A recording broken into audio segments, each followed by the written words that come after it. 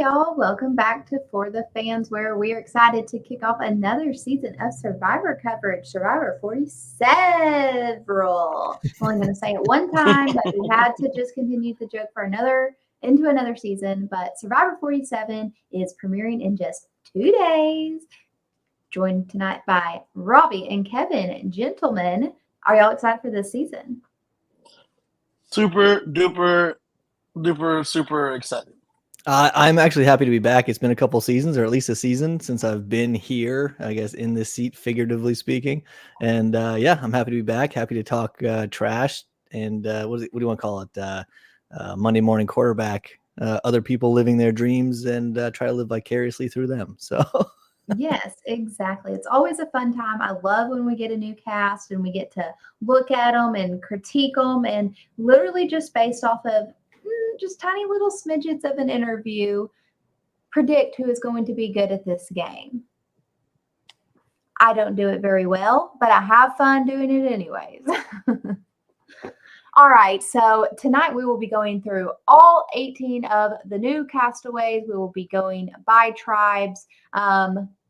We will talk about them as a whole, how we think they're going to do together as a tribe, how we think the tribe dynamic's going to work. And then at the end, we will be doing a draft. And since Sheldon is not here as the reigning champion, I will be selecting the draft order as the third place finisher in Survivor 46. Can we just do a vote here? That's fair. I vote Kevin goes first. Do I get a second? No. I also second that I should go first.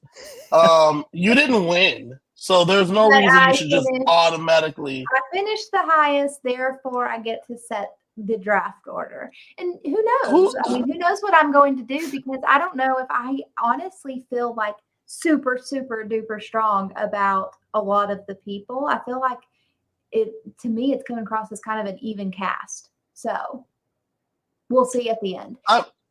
I'm just saying, you didn't win. So, I don't know how you're setting the order. But go on. I'm the boss. Okay. So that trumps me.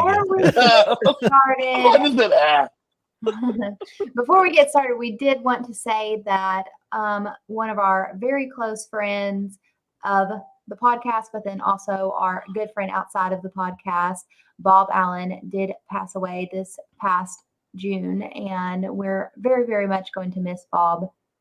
We miss him all the time already, but we'll miss his commentary. So many of y'all interacted with him whenever he was leaving funny comments in the chat, because he was always trying to get me to laugh. And so he would drop comments in the chat, and then he would text me like, "I saw you smile," whenever I would read what he said. And so Bob has left a big empty space in my heart and my life. And it's not going to be the same doing a Survivor season without him. And I'm not going to cry. So we're going to just leave it at that we love him and miss him dearly. All right. That's well said, Kiley. Bob has been, like you said, he's been there since day one. And he'll be missed. So if you feel like leaving some inappropriate, raunchy, or borderline, gray comment or joke, feel free. And we'll get a good laugh out of it. Yeah. Because that's what Bob would have done. Do it for Bob. Always leave the inappropriate comment. Rest in peace, Bob. All right. So let's get into these tribes. I am a terrible putter together of the PowerPoint, and I don't have the tribe names listed. So Robbie, we're going to throw it to you in a minute to give us the tribe names as we start. So here is our Survivor 47 cast. Kevin, give us some opinions on, just the gear these folks are sporting and what your overall first impression of them is as a group of 18. So, as a group of 18, I know nobody, right? I have not looked at anything. I'm coming in hot. Wow, really? You don't know anything? Hold on. I know no one except for when I was watching the show. And they did the preview. And I was like, is that Asia from Robin the Podcast? Yeah. And sure enough, it is Asia. I was like, well, I know her, Asia Welch, Boom. One person I do know. Outside of Asia Welch, I don't know anybody else. There's a dude here from Pod Save America. Don't know that guy. There's a couple patrons from Rob at the podcast. A couple people that played orgs, like Teeny. I know Teeny's played orgs. Don't know those people. I only know Asia Welch. And that's probably someone I'm looking at early in the draft because it's the only person I know. So I do think it's interesting. Noted. There is a kind of this theme throughout a lot of the castaways this season is you do have kind of this media background for a lot of people. I mean, no, Asia's career is not podcasting, but she is a very well-known personality, and Rob has a podcast. You do have John Lovett from his podcast. You have several people that have been either are currently or have been like radio show or reporters. So it's kind of like this underlying theme where Jeff even acknowledged like, we weren't necessarily intending to do this, but here we are. With that said, I do think it is interesting because I feel like personally, since I've gotten very deep into following Survivor, this is the first time that I've known there is recognition of someone that is going to be able to kind of immediately tie some of these people together. And that's really super interesting to me how we're going to see that play out. And, we can talk about it when we get to the people individually, or we can talk about it up front. What do y'all want to do? I mean, first I'll comment on what you were just saying, where I think it speaks really well to the new game, the new, it's basically the younger generation, if you want to call it that, the new school versus old school, where we have podcasters being famous for podcasting or being recognized by other podcasters on a reality TV show about surviving on a desert island. And it kind of shows how much the game has evolved and changed over time. And, anytime you can have anything that you can relate to in any way and you feel less of that drop shock, you want to call it, where you're on the island and, oh my God, this is real. Anytime you can reach out to somebody and relate, I think that's going to be a huge advantage on keeping some people calm and happy instead of, frantic and panicked. So, yeah. So, Kevin, do you think there's kind of this innate alliance being built in? Because just to put the names out there, there are two people that recognize Asia from what she does with Rob Has a Podcast, that both in their pregame interviews were like, I know who that is, and that is someone that I'm going to want to work with. Do you think we're going to see that come into play? Yeah. If they end up on the same tribe, for sure. I just looked through. This is outside of Asia. I've looked at nothing. So I just did a quick scan through, and I saw this little blurb where they said first impressions, and two people mentioned knowing Asia and recognizing her and being like, I want to work with her. Both of them were like, we're not going to tell anyone she's a podcaster. So that's great because they said, this is our secret. But it's not our secret. I don't think that's that big of a deal, but that's going to endear her to a couple people, Teeny and Andy being the two that I saw. So that's a plus, and I can see them not wanting. There's an additional added real world pressure. Yeah, but it's not like Asia. Asia's not like Taryn and Big Brother, right? So Taryn Armstrong on Rob Has a Podcast does extensive Big Brother coverage for Rob Has a Podcast. So if you see Taryn, you're gonna be like, this dude has forgotten more than I've ever known about this game. If you see him, he's a threat. Asia does mainly Married at First Sight. So she comes on, she does some Survivor stuff. So they'd be like, I would like to be close to the action, right? I want to be in the room where it happens. I don't necessarily am afraid that Asia has forgotten more than I've ever known about Survivor. So I just want to be along for the ride with Asia because I know that I not only am I already in the community, I'm now going to be asked to be on shows and do other things. So this is now a coworker. This is now all of a sudden a coworker, as opposed to just the competitor. Yeah. And so, all right, so let's get into all of them individually. We're definitely going to talk more about this, but wanted to get it out there up front because, yeah, it's definitely something that is going to be a part of the season. I wonder if it is going to be a part of the show. All right, so starting off with Andy. Andy is on which tribe, Robbie? Which tribe? He's on the Gata tribe, the yellow tribe. The Gata yellow tribe. So we have had some historically bad yellow tribes in the new era. Is this going to continue the trend? So Yes. Andy, Andy is 31. yeah. Andy is 31. He is from Brooklyn, New York. I didn't put his career on here, but he does something with AI. Like he just finished grad school working in the AI field. And as Kevin mentioned, Andy is involved in the RHAP community, and he is one of the people that recognized Asia and would like to work with her. Some other things about Andy, he was almost cast on 46. He said he was a finalist. He is a super fan. He wants to model his game after Yule and Todd, and Omer. He said that's probably New Era, who he most closely associates with. But then he also goes international and says he'd like to play like Ferris and Haley from Australian Survivor. And then he even throws in a little international big brother, in that ultimately who he would most want to play like in any type of game is Kevin Martin, winner of BB Can. So what are y'all's first impressions on Andy? I think whenever you have, he's going in there, he mentioned Asia already wanting to, hopefully get to work with her if tribes work out that way, obviously not starting on a tribe.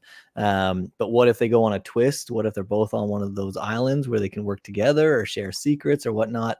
And anytime this comes up during the season, I'm really curious to see, will people be able to fight that first instinct and do the smart thing for their own game? Or, like Kevin said, is it more about the future planning on trying to get on, other podcasts, on other games, on other anything that can get more exposure for them?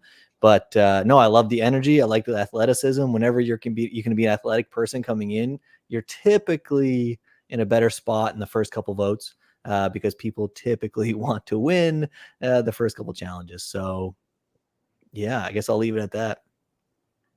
Kevin, tell us some more about Andy. I just realized that the only thing I did look into before now, I do remember that I heard. I feel like you keep saying you didn't look at anything, but every time something comes up, you're like, I have the exact reference for this exact thing. So this is what I was gonna say. I remember listening to It's a Look. I listened to like half of it, and It's a Look at the podcast, rap podcast with Bryce. And he called him Baby Andy. I don't know why they call him Baby Andy, but his nickname is Baby Andy. Andy. Patron. A lot of like the RHAP patrons, when they write in, like they have like Karen from Canada, TikTok Nicole, or like they have their son. I cannot remember what the story is behind Baby Andy, but that is his name.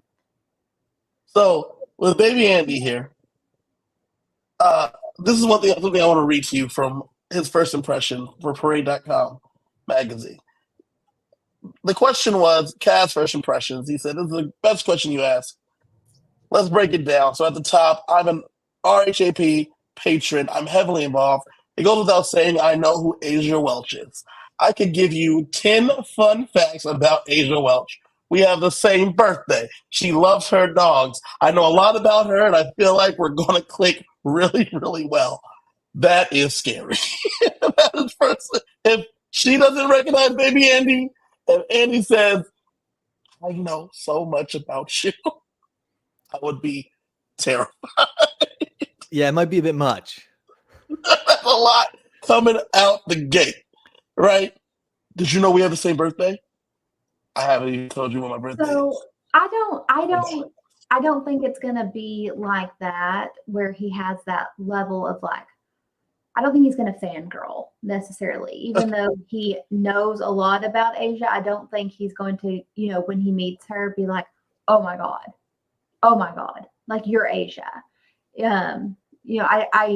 I don't think that's his personality, and I don't know him. This is just me from his interview. But he has been involved pretty heavily in the community, so they've probably had interactions. Well, he's also 31, right? He's he's not ancient, but he's also not 21. And Right. somebody who's 21 who meets somebody who's, famous in their eyes for the first time, like you're sweating and shaking and, oh my God, I know you. I know your birthday. I know where you're from. I know what your favorite food is. I know you're like I'm happy. Hey.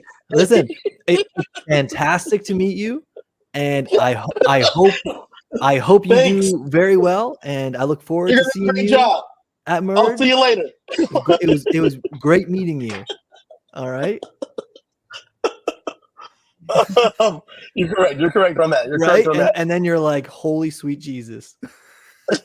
Yeah. But then again, you're also playing a game, right? So if you're Asia and you have somebody who's fanboying over you or fangirling over you, it's going to go one way or the other. You're either going to use it as an ally or use it, to make a resume, right?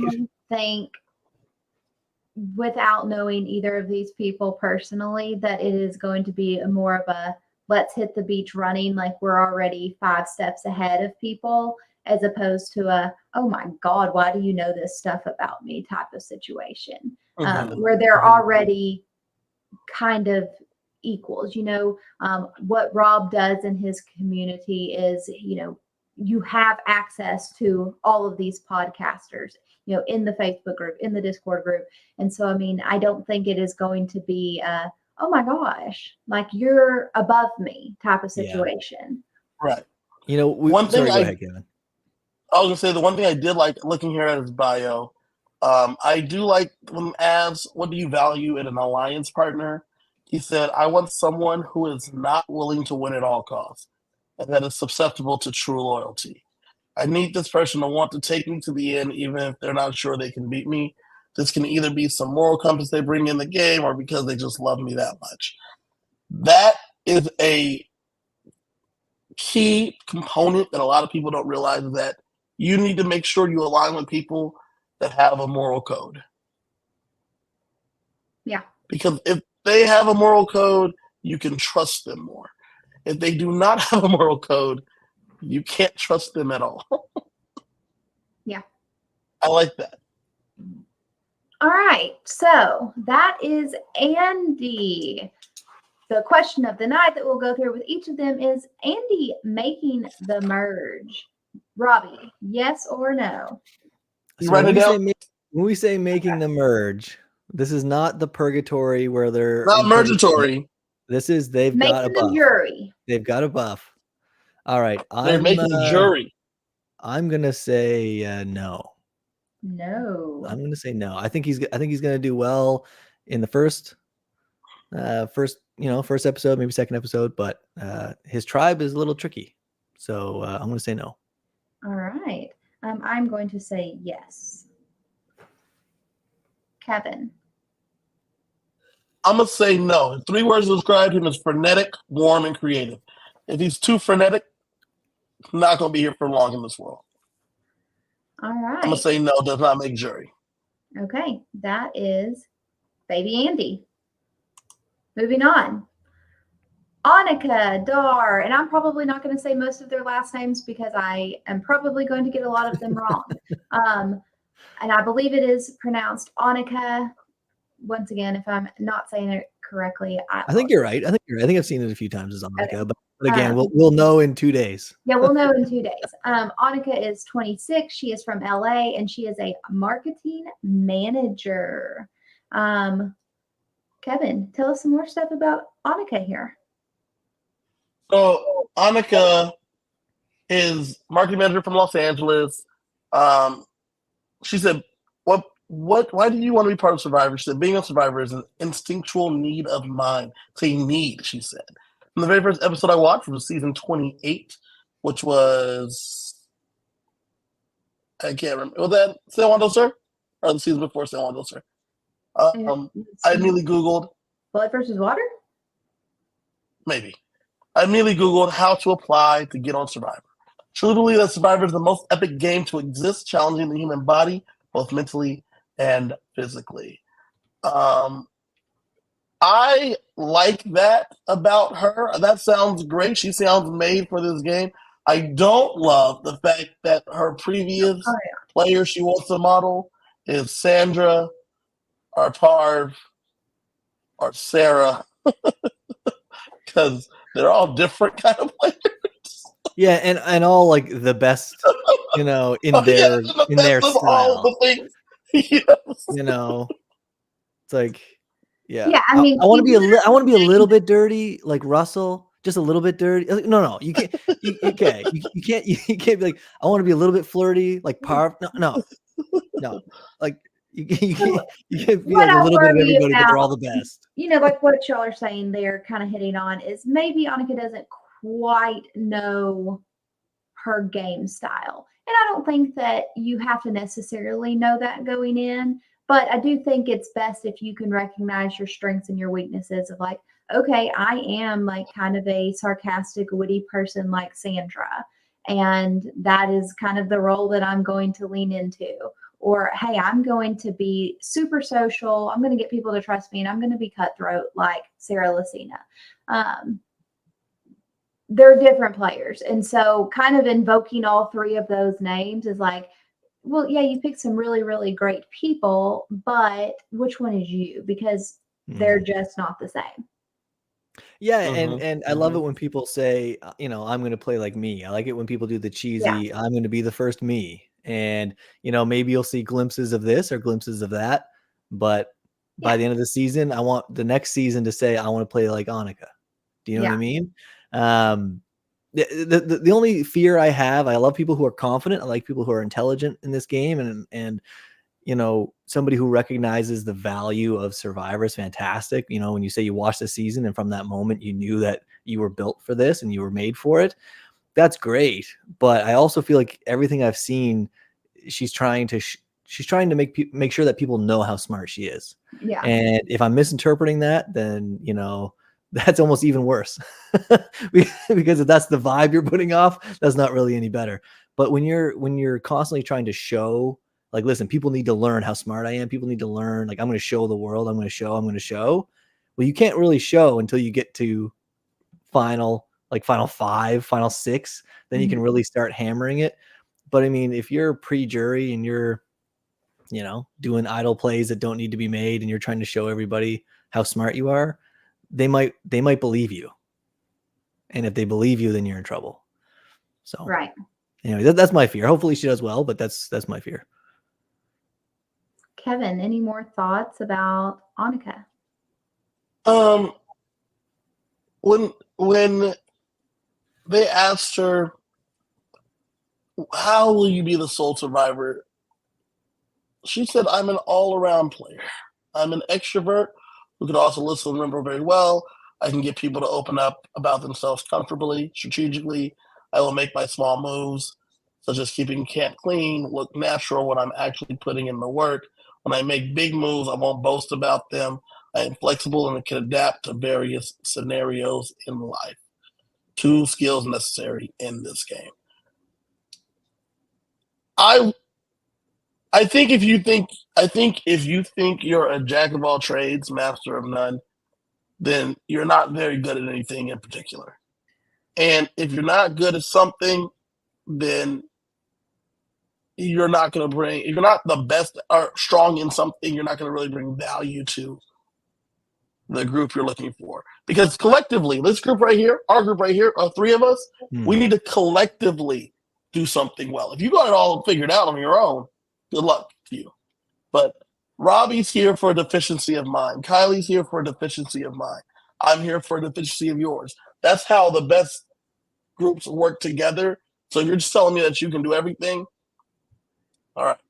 Well, and you don't need me for nothing. It's one of those things where you say, I am an all-around player. Like, she's speaking from a place of where it sounds like she has played Survivor before. And yeah, fair. Like, I think I will be an all-around player, but she says, I am an all-around player. And so I'm just like, I don't know, there's a disconnect for me.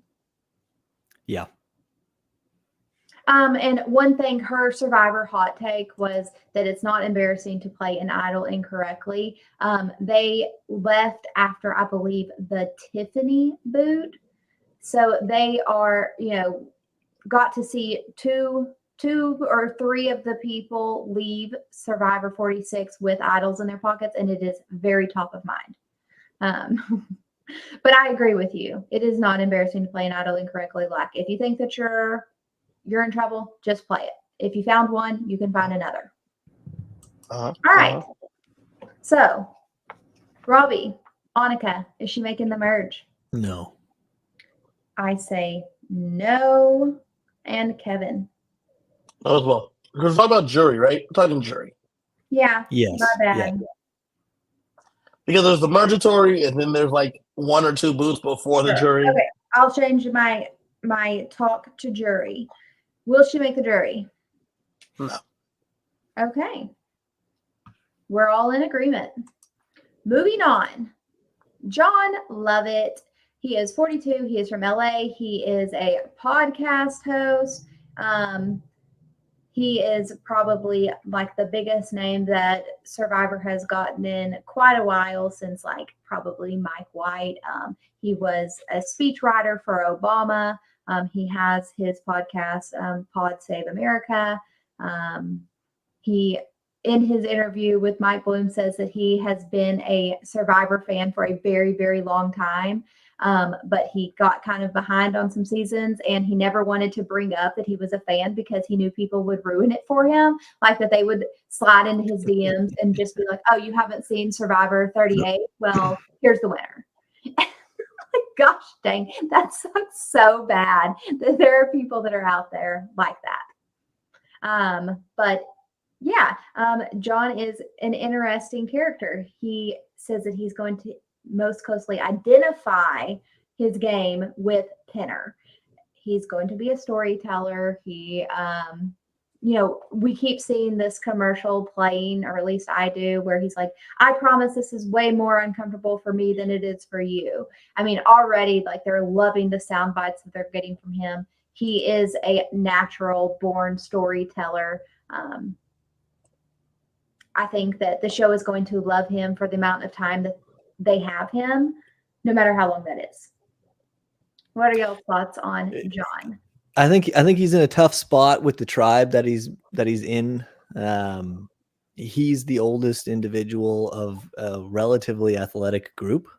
Mm-hmm. And I say relatively, I guess it's not relative to the other two tribes, but anytime you're the oldest member, you're the least, athletic at the beginning of the game, you're in trouble. Yeah, I just, and I mean, when you, not to bring politics into it, but anytime that you spend a large portion of your life in politics, you learn to practice, what do you want to call it, like cognitive dissonance, right? Where no matter what you think, what you believe versus your actions don't always match up, right? It's like somebody who knows smoking is bad but smokes anyway, and they'll choose just not to trust the science, right? Or they'll choose to quit because they trust the science. Cognitive dissonance sometimes is an issue when it comes to people who are in politics. And I'm curious if that's going to come into play, where he might know the right thing to do, but because he's aligned with a certain group or he still might not do what's best for his game. They might be reading too much into it. Maybe he's not, steeped in the world of politics the way I believe somebody who would be a speechwriter for presidential candidates might he's be. steeped in it. I mean, he's right, but that's his life. Yeah, I think that's something that you can't shake off. But regardless, I think his tribe, this tribe in general, I think might be in trouble. And when you're the oldest and the weakest on the tribe, you're in trouble. So you said there's two things that were said before that I want to touch on. Kylie, you read that he said that he wants to play like Pinner. No, he doesn't necessarily want to play like Pinner, but he associates himself with Pinner. Is that better? No. This is why I read my app, because this is funnier. In his Entertainment Weekly cast bio, he said he wants to be Pinner with an Aubrey Moon and Cochrane Rising, which is a funnier take with like the astrology reference. What's one life experience you feel has prepared you for the game? When I was 13, I got cut from the baseball team on the way to the game. Also a career in politics. I think That's hilarious. I think he's going to be funny. Yeah. Well, I mean, and that's the thing about Pinner is, Pinner is one of the great narrators of his Survivor seasons. Is Pinner a great Survivor player? No. But he's a Survivor legend. Yes, but how would Penner do in this season? Right? Like, it's not the same game anymore. Right. And I'm looking, I'm not trying to bash John. I mean, I'm jealous of every single person who's on this show. I don't care if they're the first one out, but like, I doubt he I'm assuming he lives a life of relative privilege. And, another reason when you're the oldest guy, you're the weakest one out there, and you've got a nice warm house with lots of amenities at home waiting for you, and you sit on the beach and you're sleeping on bamboo and eating moldy rice, you might be begging to get off of that island. So, well, listen, some of his pet peeves. Too many to count. Phones at stoplight. People who cut a line and then act confused. I'm constantly annoyed. I'm like a gay Larry David. He's hilarious, though. This is hilarious. I think he will be sticking around for the comedic relief in and of itself. If no one recognizes him, I think they'll keep him around for the comedic relief because he's going to try hard. I don't feel like he's going to push too hard to like control anything. Every day is a gift. I see him being more in the Mike White vein. Yeah, that's kind of what I think too. Like where Mike White. I think he's more. Like, this is so fun. Like, I don't need to live more out Mike White. More Mike White than Jimmy Johnson. Mm-hmm. To be fair, I would have said the same stuff about Mike White. I would have been wrong. Yeah. But I would have said the same stuff, right? Yeah, and that's where I think John is interesting. So one thing of note, Mike Bloom, one of his questions that he asks is like, who are you picking up good vibes from? Like, who do you kind of get bad vibes from? And he admittedly says that he's intimidated by bros. Like that's just not a archetype that he's necessarily going to gel with. And obviously there's going to kind of be some more bro-y types on the tribe initially, but then also throughout the game. I mean, there just are. And so if John is a little bit weaker, a little bit older, and just already like off the bat kind of not gelling with people, I feel a little worried. For him. All right. Anything else to add? Can't argue with that. He's got Sam and he's got Andy on that tribe. So yeah. Anything? Do you think he'll be recognized? I don't know. Like, I personally haven't listened to his podcast. I wouldn't recognize him from Adam. So I don't know. He's not going to lie about his career because he was like, how embarrassing. Like, I'm a podcaster. That's what I do for a living. Super funny. I think he is such a toss up. I think it's either going to go really, really well or really, really badly. I don't think that there's much of a middle ground. Like, I don't think he's the type of a person that you lose, mergatory boot, where I think he's either going to get locked in with a group and they're going to go far into the game together, or he's going to be on the outside and he doesn't ever quite gel, and maybe he's the first one off the tribe. But he's very, very likable, great sense of humor. So, I mean, you could see why people are going to like him. I mean, he's successful in his career for a reason. So, I don't know. Yeah. I'm curious when they get there and they start building camp. They start building shelter. Is he going to be going around grabbing the wood and, building the shelter, or is he going to be joking and standing around hamming it up while other guys are working, other people are working? We'll wait and see. We'll wait and see. I don't like the like you. you were saying, Robbie, that he's lived a life of privilege, right? Now, like I said, I don't know this guy's biography. I'm just going off of what we see here. So Right. maybe But this not, is one thing that you got to remember, though. He's 40, 47? 42. He's 42. He's Yeah. 42. He's out here by choice, right? Him, Mike White, they came out here knowing what they were getting involved with, right? So he's going to be helping out. He's going to be doing stuff. Unlike Jimmy Johnson, who I had no idea what he was doing in Nicaragua, right? Yeah. Stunt casting. Cliff Robinson, stunt casting. Yeah. He's going to be more like Jeff Kent, more like Mike White. He knows what he's getting involved with. He's been a fan. He's caught himself up before going out there. This is a choice. I think you should draft him first. I think that should be your first pick. Interesting. Interesting. All right. Time to get into it. Robbie, does John make the merge? I hope he does, because I love being proven wrong. It's usually very entertaining when somebody goes against the grain from what the obvious is, but I'm going to say no. I am going to say yes. Do it. I think he makes jury. I keep saying merge, but whatever. Okay, y'all just ignore me. All right, moving on. I've ignored both of you, and I'm just saying top 10 in my head. So okay, Rachel Lamont. She is 34. She is from Springfield, Michigan, and she is a graphic designer. I think she said in her interview with Mike Bloom, she makes apps look pretty. So, like, what draws you into, like, oh, that looks interesting? That's what she does for her job. Couple other things about her. She was the alternate for 46. So Mike was already familiar with her. And she said that when she got cut, was not, found out that she was not going to be on season 46, that she was like, you know what? I'm going to make them regret it. Like, that they made the wrong choice. And she was like, I'm going to just fucking prove them wrong. I think that was her direct quote. And I was like, oh, okay, a little spitfire. I like that about you, Rachel. Yeah. So there is Rachel Lamont. Kevin, tell us some more about her. Rob, you ever been to a Costco? Have I ever been to a Costco? Is that what you said? Yeah.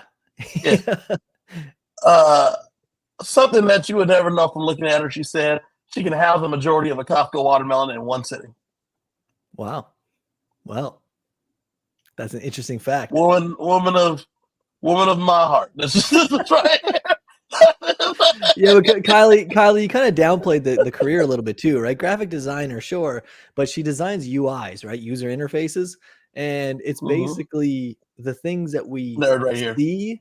Nerd out, Robbie. Right? Yeah. So the user interface is the world that you're living through your app without knowing it. It's the buttons, it's the windows, it's everything that the interface is. Anything you could touch that would do something, right? Every switch, every adjustment, every setting, and her life is doing things that will improve your life without you knowing it, but it'll make you happy, right? So she's used to looking at the small details in the background, little things that will make you happy and make you associate joy and happiness with what she does.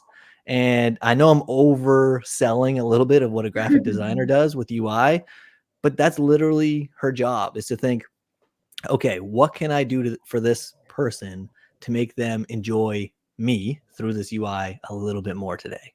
I would like to say that I am not the one that dumbed down her job. She dumbed it down like that on her interview with Mike Bloom, because I probably would not. That's fine. If she would have said she was a UI designer, I would have been like, wow, you're smart. Over my head.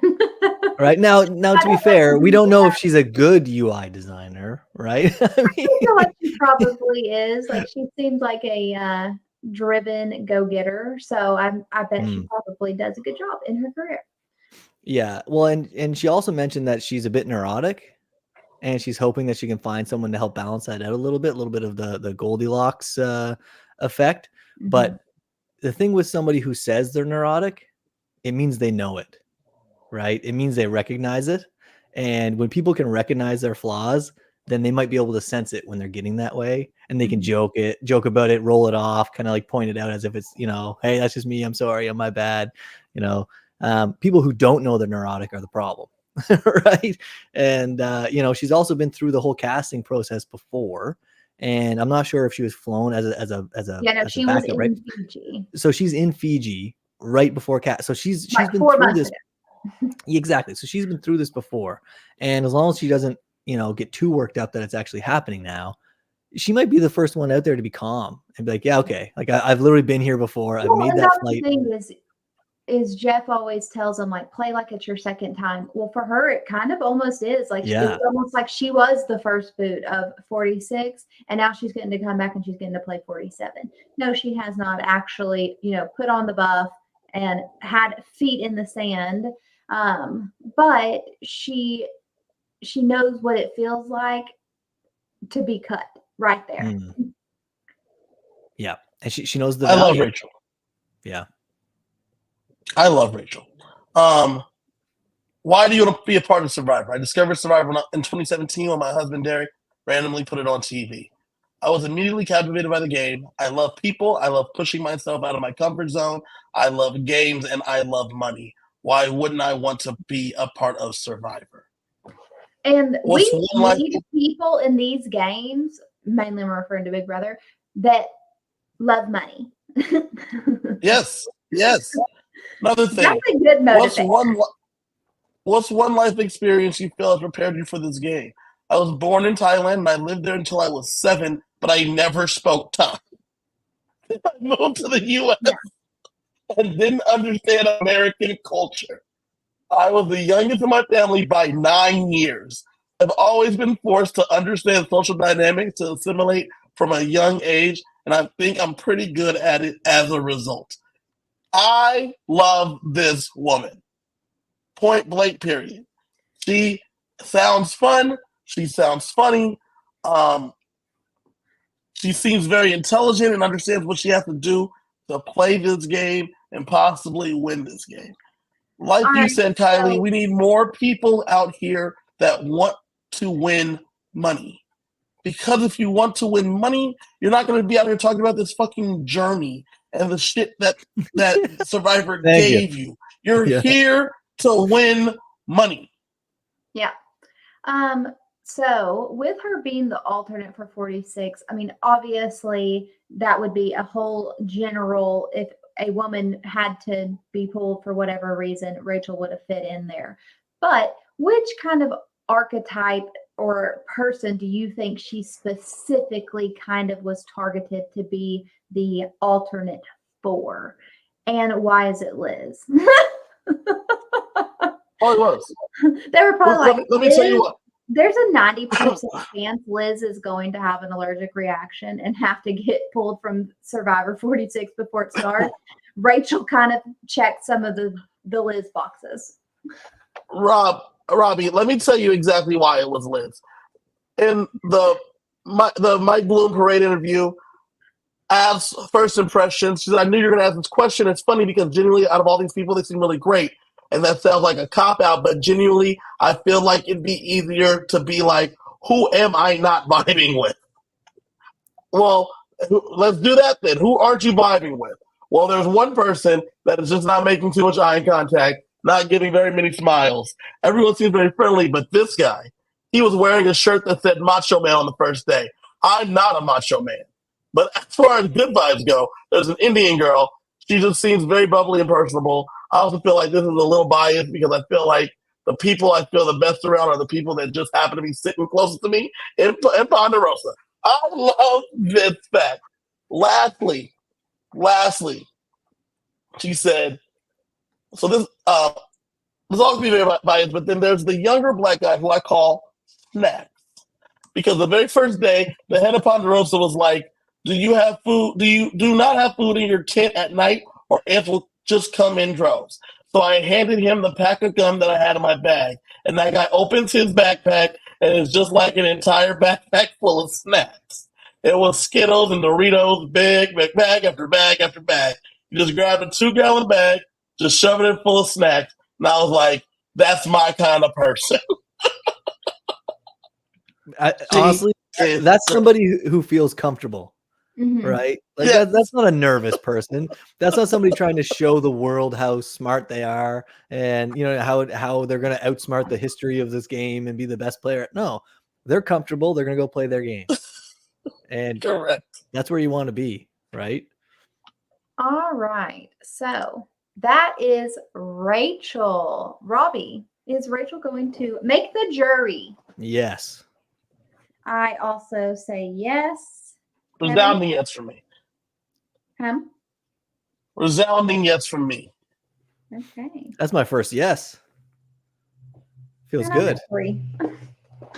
You're at 3. Jesus Christ, you're like four people in. They're all making it okay, for the first season ever. 18-person jury. I told you I don't have a lot of strong feelings about a lot of them. They seem kind of even to me. Okay. All right. So next up we have Sam Phelan. Sam is 24. He is a sports reporter from Nashville, Tennessee. He is a sports reporter for the Tennessee Titans. And when he was a kid, he would make his friends play Survivor, and they would do challenges, and he would make them vote each other off. So he has been a Survivor fan his whole entire life. And a little thing about him, he said he's very emotional and that you might see him cry a lot out here. His whole life? His whole entire life? He's 24. He's 24. So he's 24. Well, I'm saying he's not a new Survivor fan. Yeah, no. A lot of them are COVID watchers. He has been a Survivor fan his whole life because it's been on his whole life. Yeah, I don't know. I get a lot of I don't know, delusional youthfulness, I guess, which could be a pro or a con, I guess. I don't know. This is one of the hardest ones for me to read, to be honest. Athletic, great asset early on. Probably has a lot of energy to help build the camp. Probably fun to be around the first couple of days at least. But again, there's certain people at 24, they're mature enough to get out there and have serious conversations with people who are in their 50s. I don't feel like he's one of those people, but maybe that won't matter with the alliances he makes. Hopefully he makes. I think he's going to be hard to connect with. He's a beat writer for an NFL team. He's been watching Survivor all of his life, like you said. One of the things that really stood out to me is that he said that he wants to play like Michelle Fitzgerald and Devin Pinto, or people he identified the most with. I like the deep pulls. I like the deep pulls of the name. I wouldn't normally say that I feel like I'll play like Michelle, but I think being an NFL beat writer and being so young doing this kind of job, there's just going to be some intricacies that are not going to mesh with other people. Is his last name literally Phelan? Phelan, yeah. Yeah. Okay. So let me tell y'all a little interesting factoid about our friend Sam here that I don't know if y'all noticed or anything. So this past weekend, 2 days ago, Survivor had an event in Nashville. And there were former Survivor contestants. You do not typically see players that are on the upcoming season at these type of events. This was an official Survivor event. It is on their Instagram page. Sam was there. He's tagged in the Instagram photos. And whenever I looked at his Instagram page, he even made a video leading up to the event with Julie from 45 of hey, everybody, if you're in the Nashville area, make sure you're here. Very much sliding into a reporter type role. And I was like, what does this mean? What does this mean? I'm immediately going to read into it. And I'm like, okay, either he's preseason flop, but production loves him. Possibly it's just he's in Nashville, so let's just use this and get people hype about the season that's about to start. Or is this some early, let's get someone that does well in the game? Maybe he doesn't win. I don't know. But do y'all read anything into this situation? I read into a video that I saw from Corey d'America where they were passing the baton, and it was some Jam. Jam Julie. Julie, Chrissy Hoffbeck, Charlie. Julie passed it to Charlie, then Charlie passed it to Sam. I read into that at first until I realized it was in Nashville, and I said, "Oh, local. Never mind." Yeah. But they don't typically roll out the current contestants at official events. So it was interesting. It's interesting to me, regardless of what happens with Sam. We're in a different area in terms of social media availability. Sure. Last season proved that. Yeah, I'm trying hard not to read into it. I could see, CBS or whoever's organizing it, doing things to just mess with people. Yeah. But he could be second one out, or he could be out in sixth place and still not know. You know what I mean? Like, I guess he'd still know, I guess, at that point, but if he made jury, but like, maybe he doesn't know enough to be dangerous. I don't know, but that is as awkward though. It's a little weird. Yeah. It's interesting. It's very interesting to me, and I can't help but read into it, y'all. I just did. Yeah. So with that, is there anything else that y'all want to add about Sam before we make our predictions on how he's going to do? I just want to say I wish he was on a different tribe. Again, I just have a bad feeling about this yellow tribe. And spoiler alert, I do not think he's going to make jury.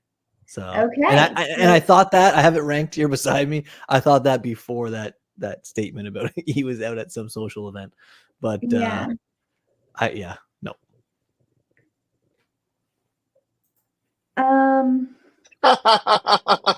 I said, know. as I was saying, it's already different social media situations. As I was saying, yeah, it's really interesting. Well, I actually Rome the host. I really did like my listening of Sam in his interview with Mike Bloom, and I think he's a very big guy. I think he is. I don't think they can get rid of him. Okay, I don't think they can get rid of him, even if this tribe is not good. So you know what? Yes, he's gonna make the jury. Actually, no. Okay, you know what? He's my merchatory boot. He is going to not get cut from his tribe, but then whenever they're getting to the individual portion, they're like, "We can't do this. He has to go." Kylie's got the biggest jury in the world. Get out. I just said no. He's not making it. I just changed on the fly, y'all. No, just barely. He's going to miss it by one spot. I don't have him making it. I don't have him making it. But like I was saying, you cannot read into what we're seeing because the rules are different. Yeah, fair. And honestly, he's got a hell of a career regardless, because he's 24. He's, a sports reporter for a major athletic team. I actually really, really liked him. And now he's in with CBS. I mean, saying I'm a little he will be working. He'll be moving up through CBS and or ESPN. This is great exposure. Schroeder, get the fuck out. We got a new person on the block. No. On the sports side, he'll be moving up on the sports side. You'll see him at CBS has a major NFL contract. All right. Last person on this tribe is Sierra Wright. Beautiful. Let me just say that. Okay. Sierra, 26 years old, from Phoenixville, Pennsylvania, and she is a nurse. Sierra is another person that has like a background in reporting. She was a reporter for a little while, then she went back to school to be a nurse. I think she said that she has worked like in the service industry. So she's kind of a Jane of all trades. I put the little note in here. She has a great video of her survivor prep, which we're going to get to in a second. I got it pulled up from her Twitter account, which immediately, like preseason, I was like, oh my gosh, I love this girl. Self-deprecating humor always does it for me. But then I listened to her interviews, and I think Sierra could be in trouble. Wow, because you and I we're on polar opposites then. I think everything I've seen from Sierra is fantastic. And I have a test that I like to do when I'm watching the preseason, pressers. And it's basically, is this somebody who's going to go full tilt, like the full tilt test, basically? Full if you tilt see boogie, if you will. full tilt boogie, yeah, full tilt test, I guess is if you picture this person in a challenge and Jeff is yelling, dig deep, this is where you dig deep.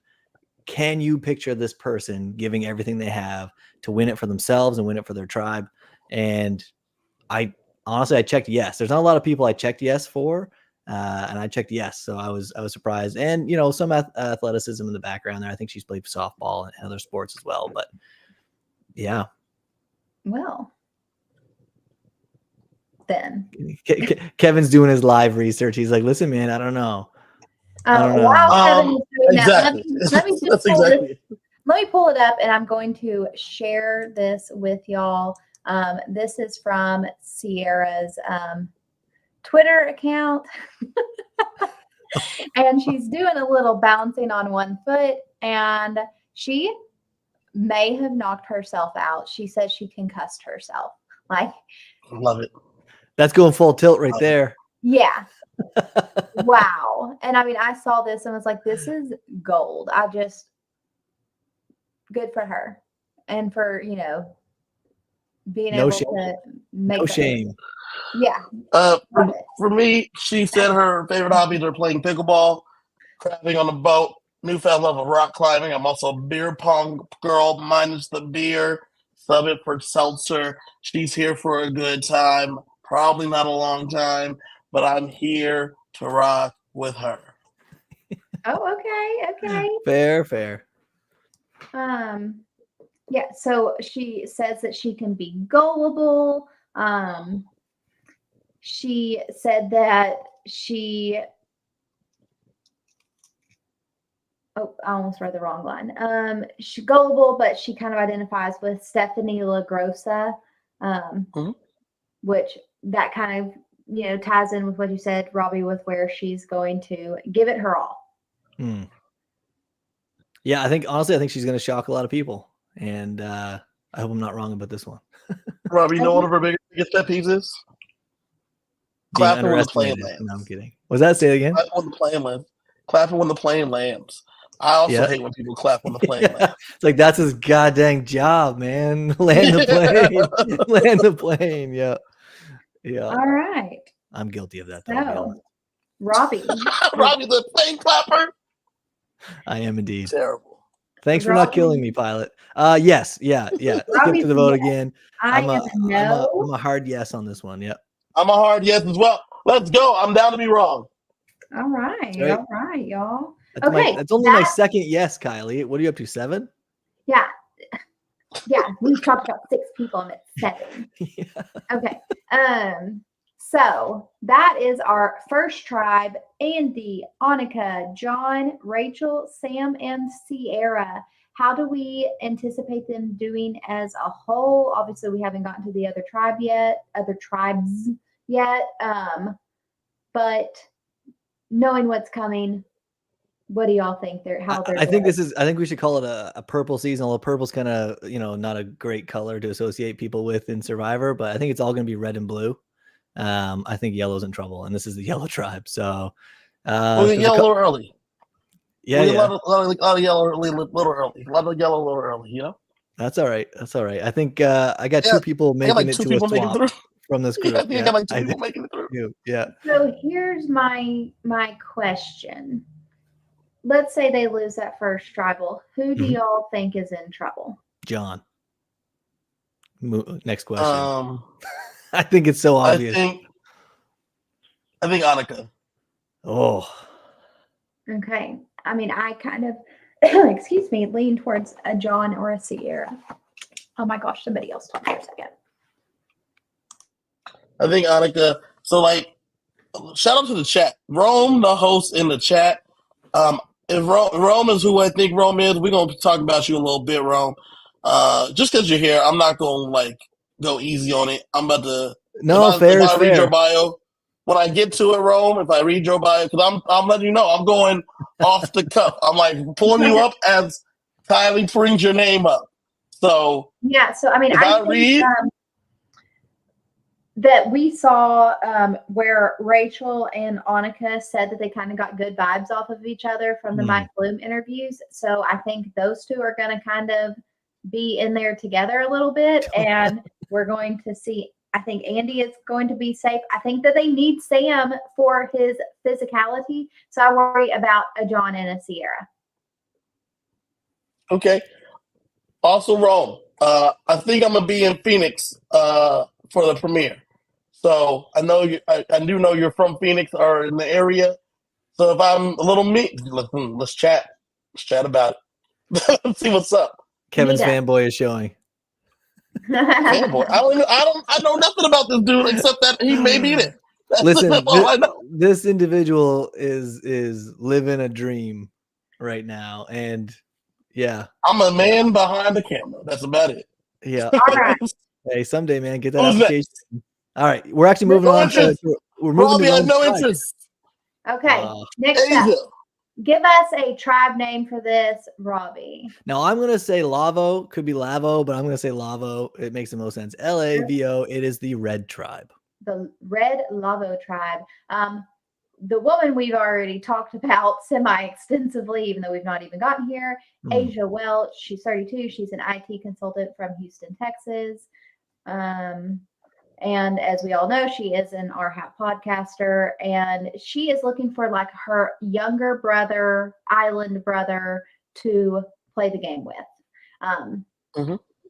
Asia's going to be super likable. She is one of the people I enjoy listening to the most, give her opinions, because spoiler alert, some of the RHAP people absolutely drive me batshit crazy. Asia is not one of them. She's very, very neutral in terms of like, she doesn't get like fired up very easily.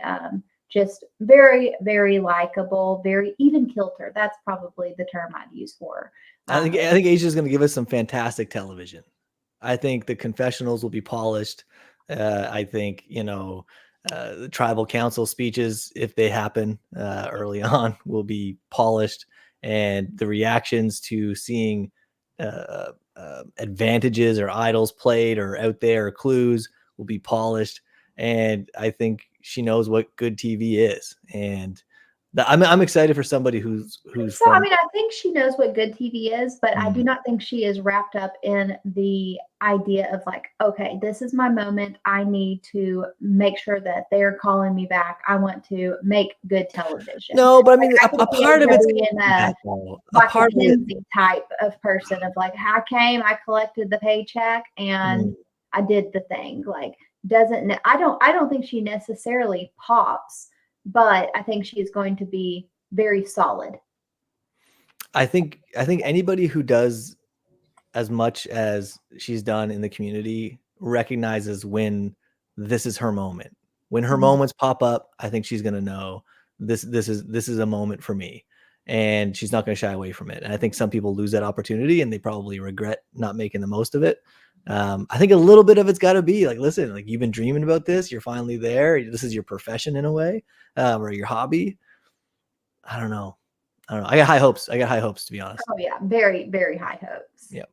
I'm a big fan of Asia. I always have been. I have already waxed poetic about her. I don't know how she's going to do in this game, but it doesn't matter. I am a fan.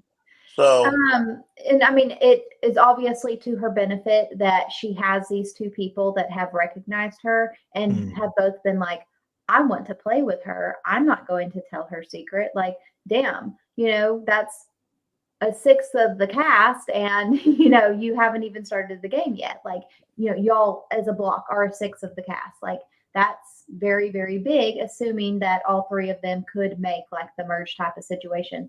Wow.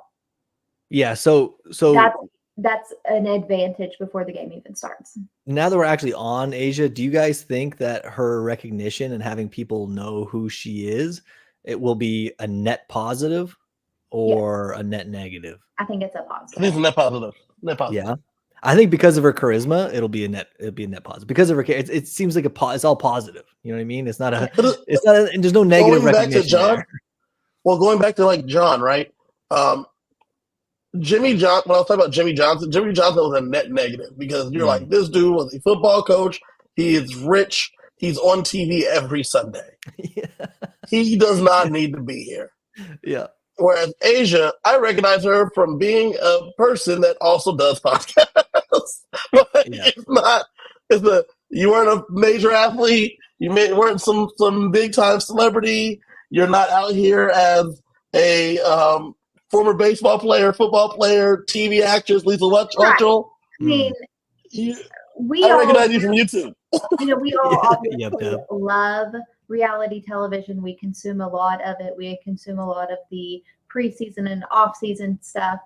But, Asia is not famous, like you're saying. She's like, no, and I'm not trying to like shit on her at all. Sure. She's famous in this community. She's famous in this community. Yeah, exactly. But I mean, I think that's enough. Famous. She's like orbiting the fame. Like, she's. But like you said, I think it's enough that it's a positive. I think it's too enough. much. That's the negative.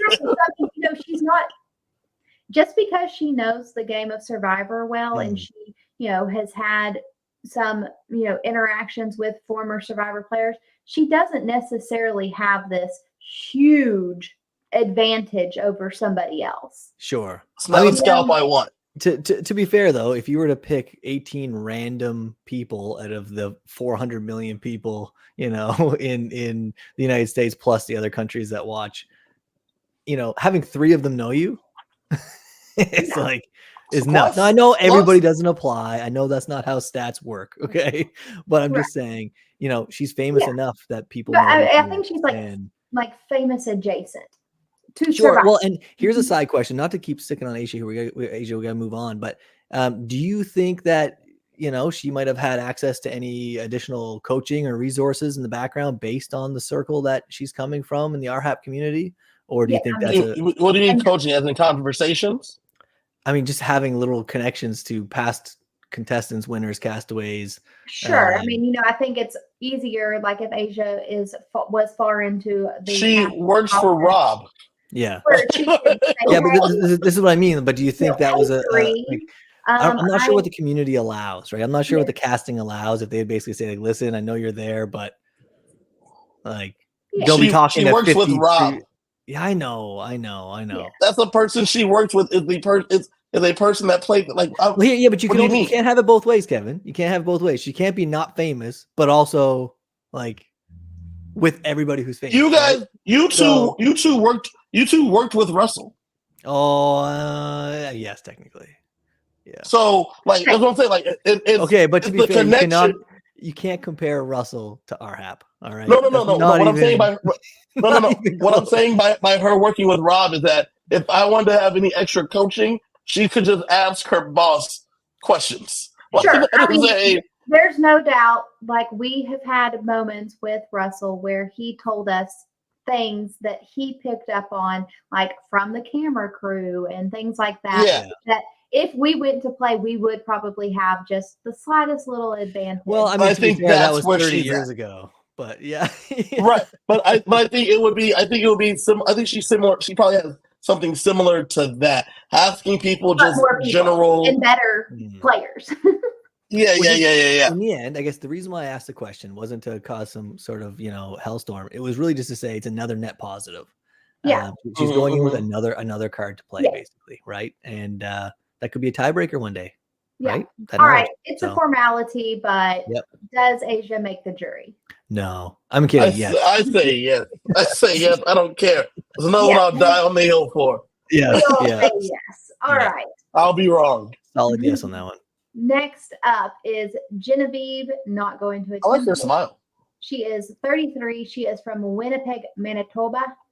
And just say Manitoba, all right? It doesn't need to have an accent. No, say it just like that. Winnipeg, Manitoba. That's exactly how you say it. And she is a corporate lawyer. And another lawyer.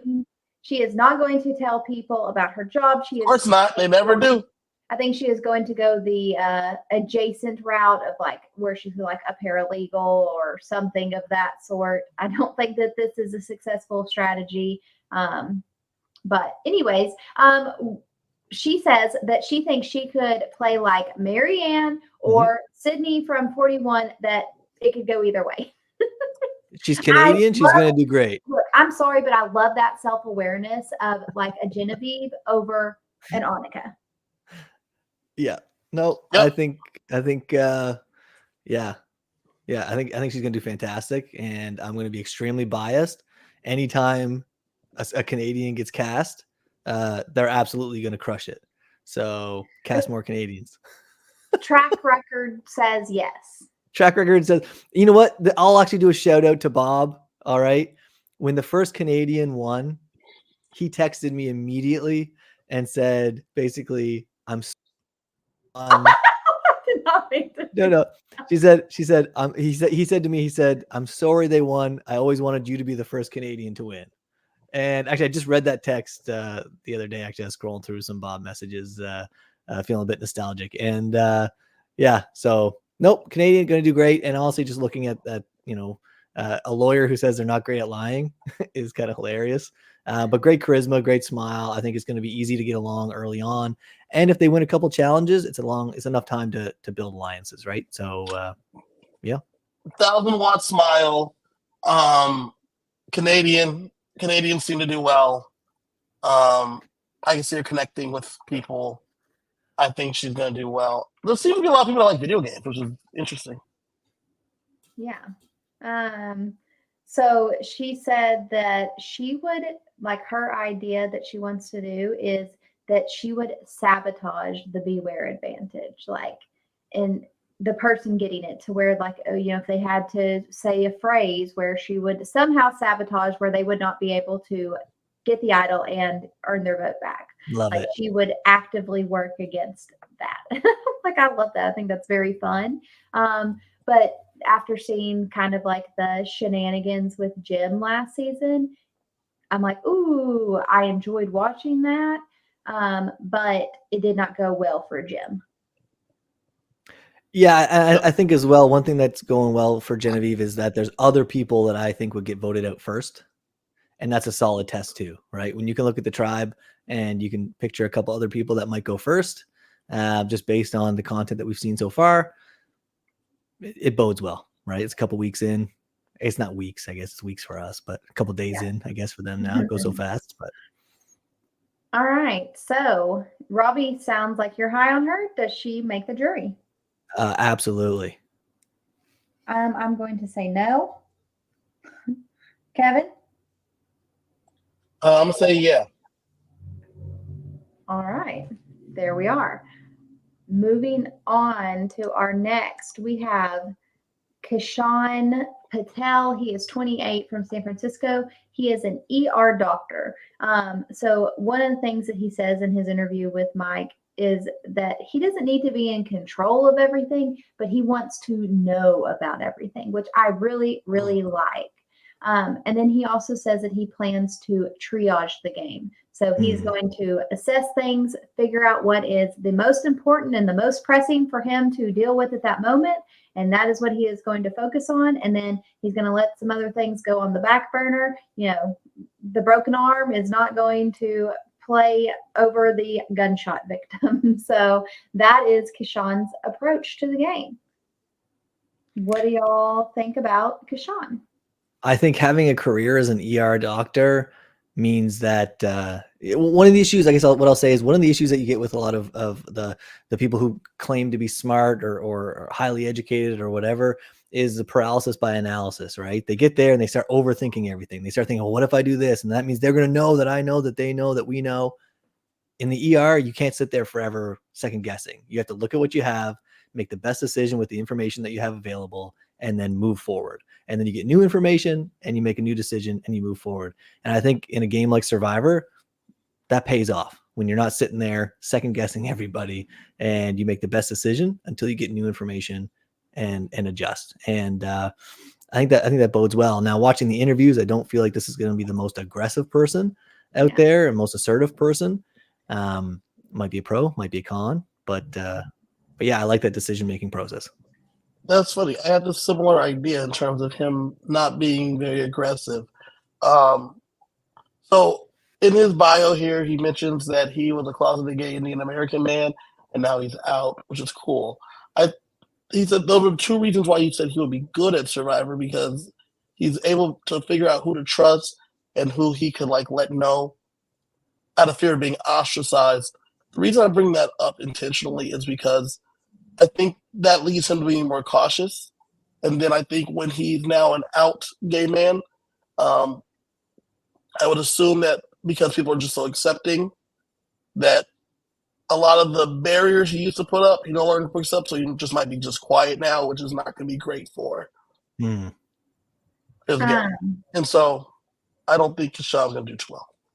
Yeah, I would love to put an asterisk on him and just say if he's tribed with somebody who has a lot of empathy for somebody, like if there's people who enjoy being around the less aggressive, the less assertive people, they feel just more comfortable hanging out, and they might find somebody like that, right? He might find somebody like that out there, and you don't know who the tribe or who the alliances will be and who feels comfortable, but yeah, he's hard to read, I think.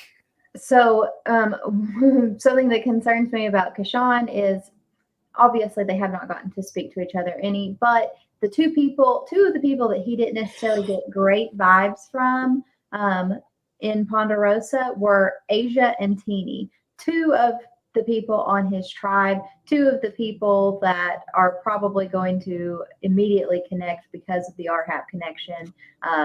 And it makes me already super worried for Keshawn before the game even starts. Yeah, we were doing shout outs of pet peeves. Kevin's been reading them. One of mine is people who use the word irregardless. All right. And I've seen that more than once from this individual. So that's a huge minus. Red flag. There. Red flag. Voted out. That's it. First, I would even write irregardless on the vote and their name. Sorry, you're going home irregardless. Like, drives me nuts. All right. So Robbie, you're out on Keshawn. Yes. I am also out. Yeah. Kevin? I'm out. This is one of those ones though I feel heartless because I feel like the individual is a fantastic human being by everything I've seen. I mean, I just assessing them as players. We're not assessing them as people. I don't know why, because I listened to the interview, probably a week ago, but I wrote no in capital letters. Yeah, but another one that I would love to be proved wrong, right? Like this would be one where, like, if he just blows me out of the water, basically with the gameplay. I think I love being surprised. So, but yeah. All right, the moment we've been waiting for. Next up, Rome Cooney is 30 from Phoenix, Arizona, and he is an esports commentator. So another person that is falling into this realm of the broadcasting. He is a new Survivor fan. Rome basically found. Let me check my notes. Three months prior to going out is when Rome found Survivor. He binged the entire series. He said some seasons he watched in a day. He would wake up at 6 o'clock in the morning and he would watch the entire season all the way through. Rome did say that he consumed a lot of Survivor content, like listening to big podcasts like On Fire and Rob Has a Podcast, and some little ones with like 50 subscribers. And I was like, shout out, Rome. Yes. Shout out, Rome. Hold your horses there. Folks almost ran off the road when he said that, because if y'all will remember last year when we were covering 46, we had a little commentator in our little comments over here saying they were a person that was about to go out and play Survivor 47. And I was like, this is Rome. Yeah. BS. I would have bet my entire life on it. Yeah. This is Rome. Rome, very high energy. I'm pretty sure Rome is snacks that Rachel refers to. Rome, if you can confirm that for us. Like a sugar IV. Snacks that Rachel refers to in her interview. Rome has great energy. Obviously, he is used to bringing the personality when he is commenting on, esports events.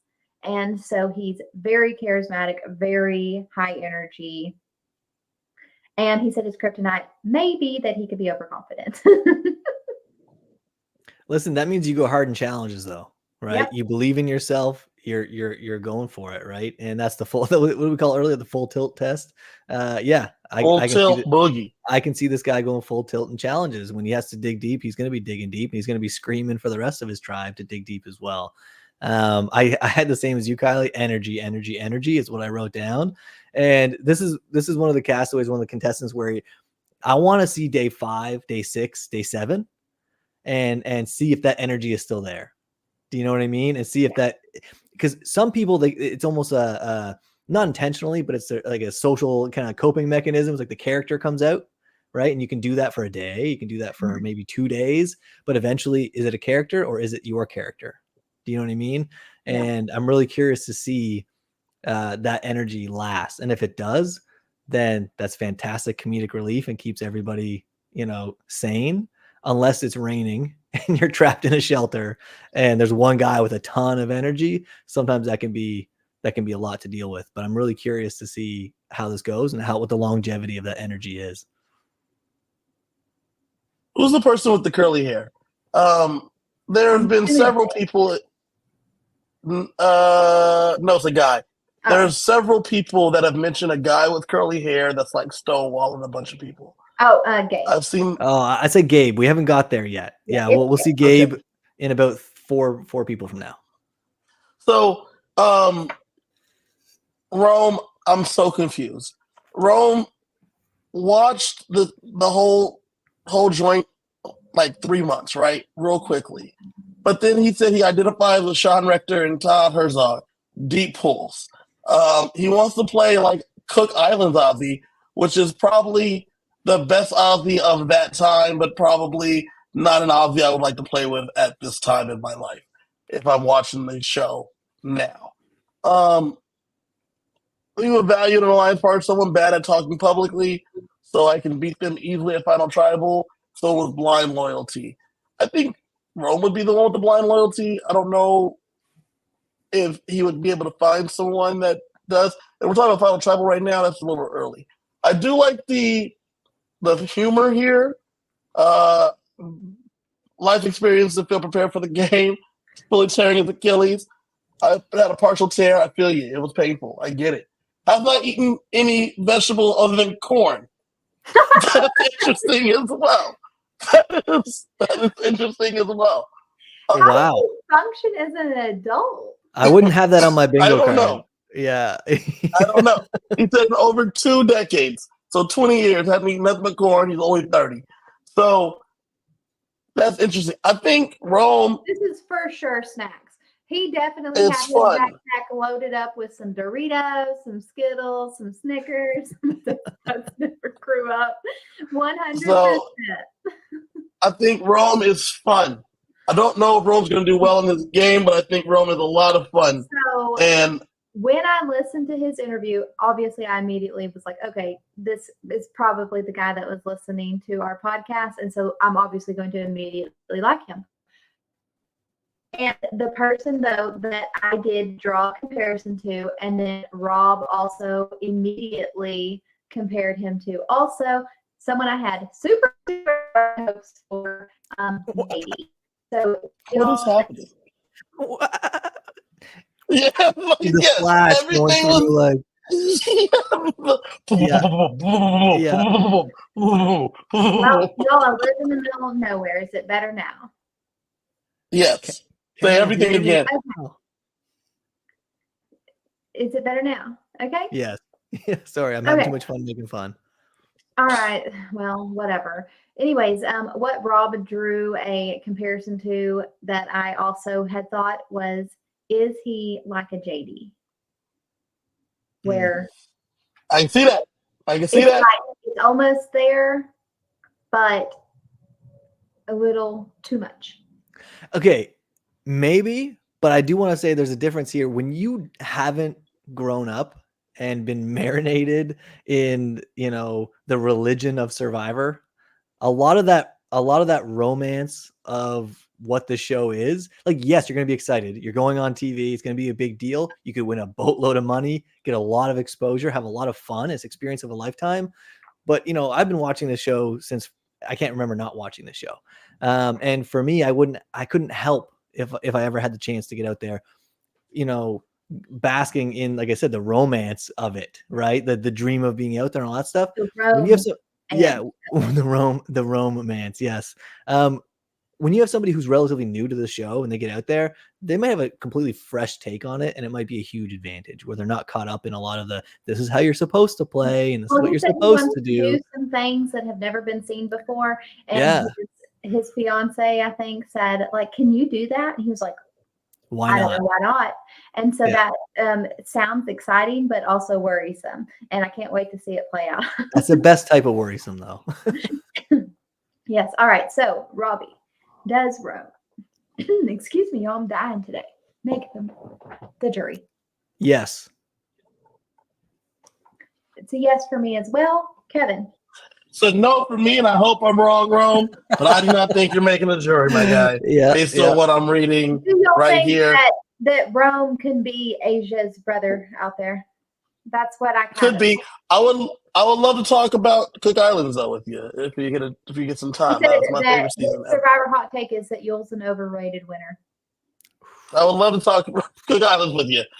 Right. Deeply. Next up, Saul. Saul Yee. Saul is 43. He is from Norwalk, Connecticut. I don't know any cities in Connecticut, so Connecticut. And he is a medical device sales. I think he said that they do stuff with like people with Parkinson's and I think he mainly mentioned Parkinson's, but just trying to improve the life of people with, like some neurological diseases. So very cool, important job that he has. He is a COVID fan, so newer to Survivor, but definitely not the newest, not even the newest on his tribe. And he identified. But you can bond over that. Sorry to cut you off, but you can bond over that. Yeah, you know what I mean? Exactly. Like y'all are, you got the fire. Yeah. And Saul says that he identifies with Gabler for kind of who he sees himself playing the game like, because he's, ready, y'all, very self-aware. I was like, oh, I love that. I love it and hate it at the same time. It's the perfect type of interesting. Because I don't think Gabler was self-aware, but he won. So who the hell knows? So Saul Yee, he said he will deceive and lie his ass off. I love that. I love people that deceive and lie. Yes. Yeah. When you identifies with Gabler, but I believe he also mentioned that he was a poker player. Did he not? I believe he mentioned he was a poker player, and I think he actually said something along the lines of, when he's playing poker, he's not lying, he's bluffing. And when you can compartmentalize things like that, that's beneficial, right? When you don't feel nervous and all anxious, no, it's just what you're supposed to do. And if he can act that way when he needs to, without appearing sus, then that's a huge strength. Right? To not feel the burden of lying to someone and crushing their dreams. It's like, no, man, this is a game. Like, I'm supposed to bluff you. That's how it goes. Especially pre-jury. That's nice. Helps you survive. Well, poker players have done well. That came in as poker players.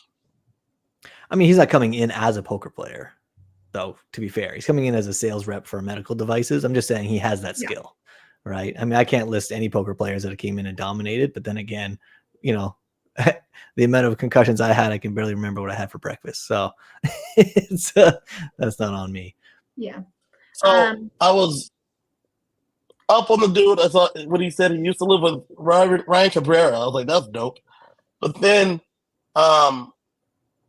he said that he identified with Gabler, period. And I was out. Yeah, I think that Saul is another one that is a little confused in his player identity, because he said Gabler and he said Caleb, like season 45 Caleb.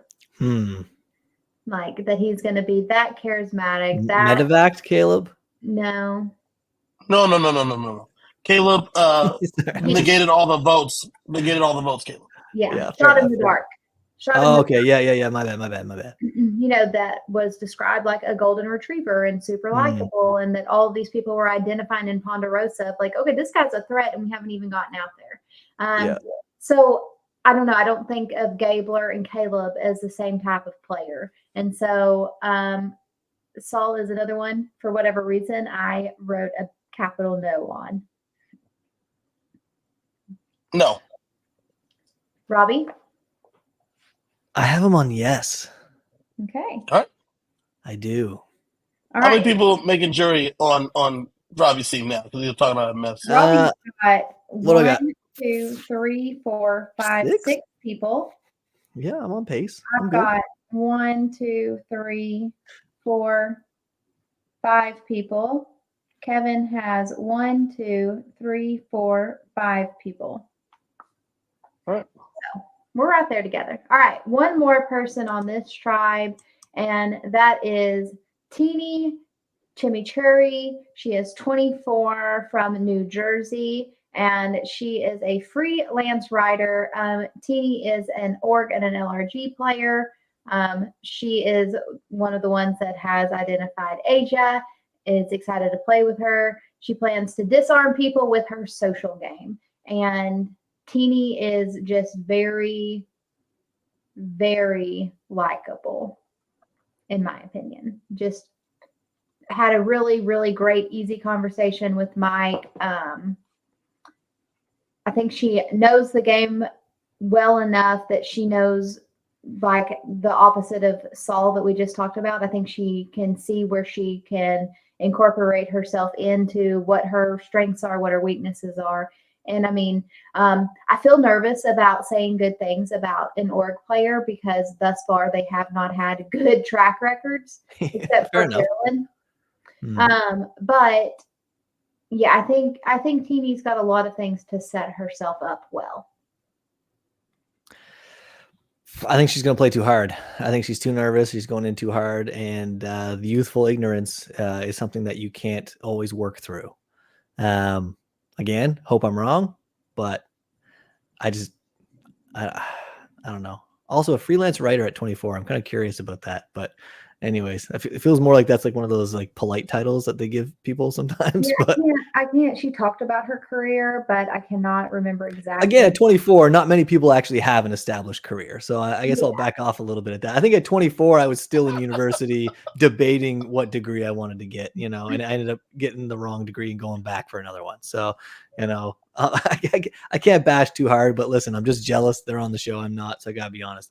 But no, I think I wrote down youthful ignorance and crazy nervous, and I think she's going to play too hard. There's a little clip that's out there. Her biggest advantage is she's on a starting trap with Asia. I think that's it. I think that might save unless she comes too heavy and it's awkward and it's like, oh my God, no one likes her and she's tied to me. She's got to go. That could happen just as easily, right? So Teeny obviously wants to work with Asia. Wants to work with, I'm assuming, Sue, who we haven't gotten to yet. And there's another guy she wants to work with. A person you don't want to work with. So there's two. So one of them has the haircut that I had all throughout high school, which is pinned straight down to my shoulders. It's a dude. He parts it at his ears. I think his initials are AR. If you look back, that's Andy Rhoda, who also saw Asia and wants to work with Asia also. That's great for Asia, even better. You've got two people that want to be loyal to each other that don't like each other. And obviously off of first impressions, which what you actually in your mouth, those could all go out the window. This is TD's first impression. I've seen him every step of this process. When I was at my finals, I saw him and he's just giving me nothing. Absolutely nothing. I'm convinced myself he hates me. Anything I've gotten from him for him has just been dead eyes. And then there's also this other guy with shorter lip hair. Both of them have been putting it up in man buns, which is questionable.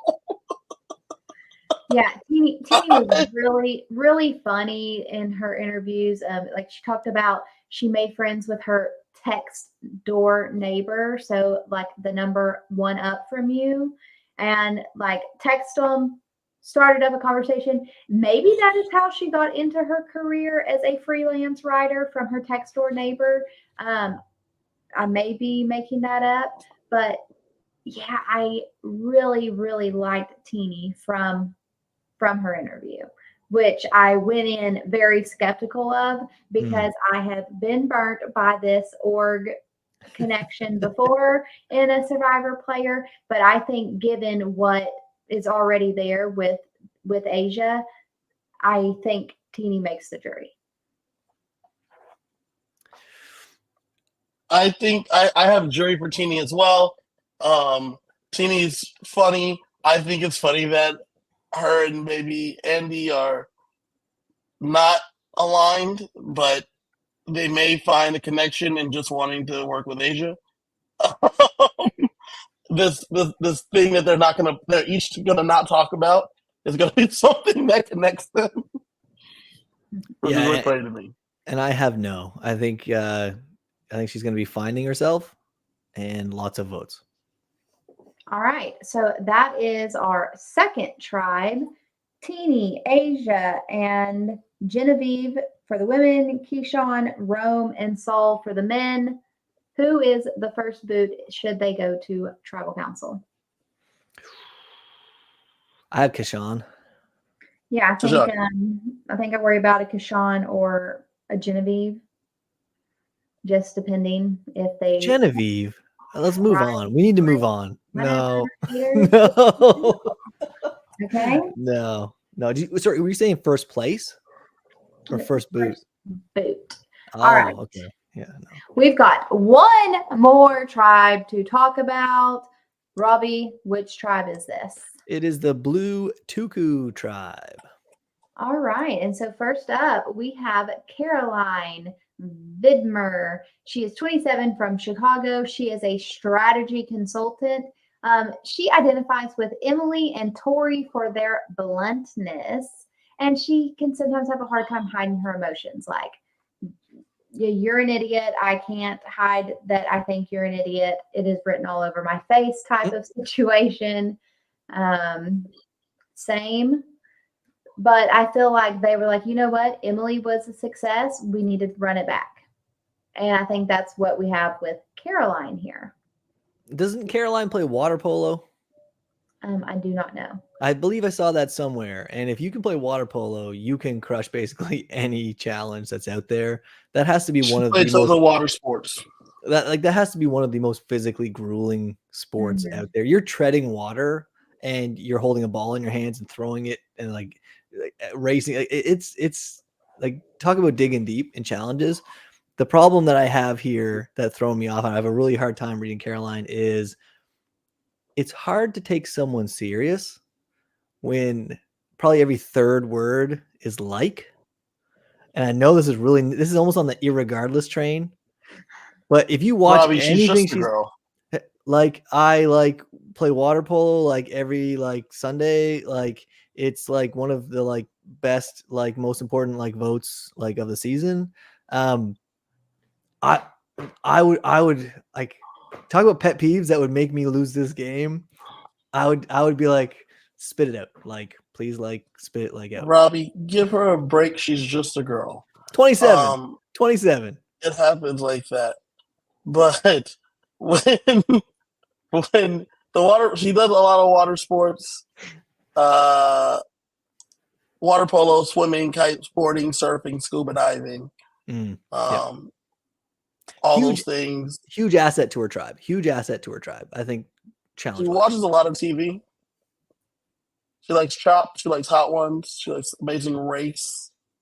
I don't love the fact that the players she resonates with are all like new eras people. But that's cool. She said Tori, Emily, D. She's been a lifelong fan. But we only have the new polls. Even Rome watched it all in like 2 weeks, and he had some deep pulls. Sean Rector, like, come on. You can do better than that. She said D though, didn't she? And D was a really solid player. I don't care what era. No. I'm not saying that they weren't solid. I'm just saying that they're all like the last 5 seasons. Well, she was 27. But if you've been watching forever, man, you ain't got no deeper pools than that. Yeah, fair enough. All right.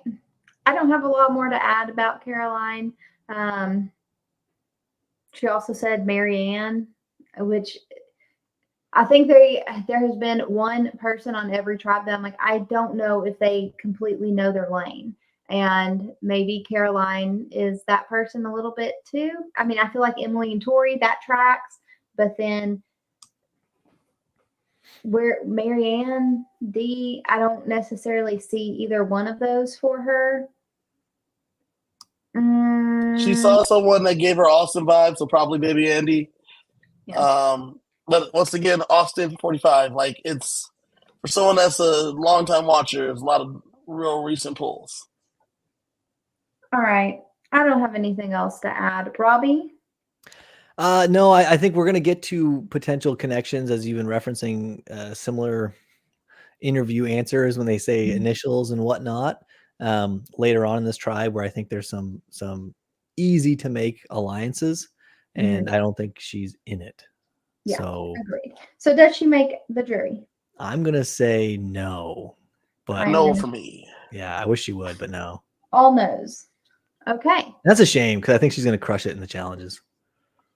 Next up is Gabe Ortiz. Gabe is 26 from Baltimore. He is a radio show host. So another person with this media connection. Gabe wants to reclaim the game. He wants to basically throw it back to the old era, and he wants his game to be a love letter to the fans. He has the very first confessional that they have shown, whenever they showed the trailer for the next season, where he said, new era survivor, he wants to be on the Mount Rushmore. Gabe has very, very big ambitions.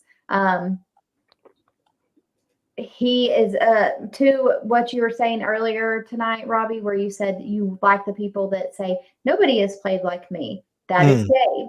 He says that there's no one like him, but if he had to pick some names, a Jeremy, a Russell, that he wants to play the game like somebody he would want to watch, basically. So he wants the fans to be excited to watch him play.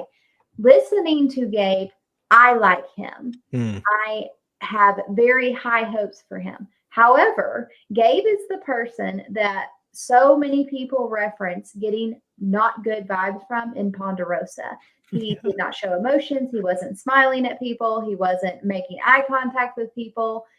Like, consistently, Gabe's name came up, probably 5 or 6 people. Wouldn't that be sad, though, if he was the only one following the rules? Yeah. And literally all he was thinking was, don't fuck up. And No. If they said, don't look around and start signaling to everybody. There are no rules that said you can't smile back at a person, Robbie. I'm just saying, maybe he's just listening to the rules.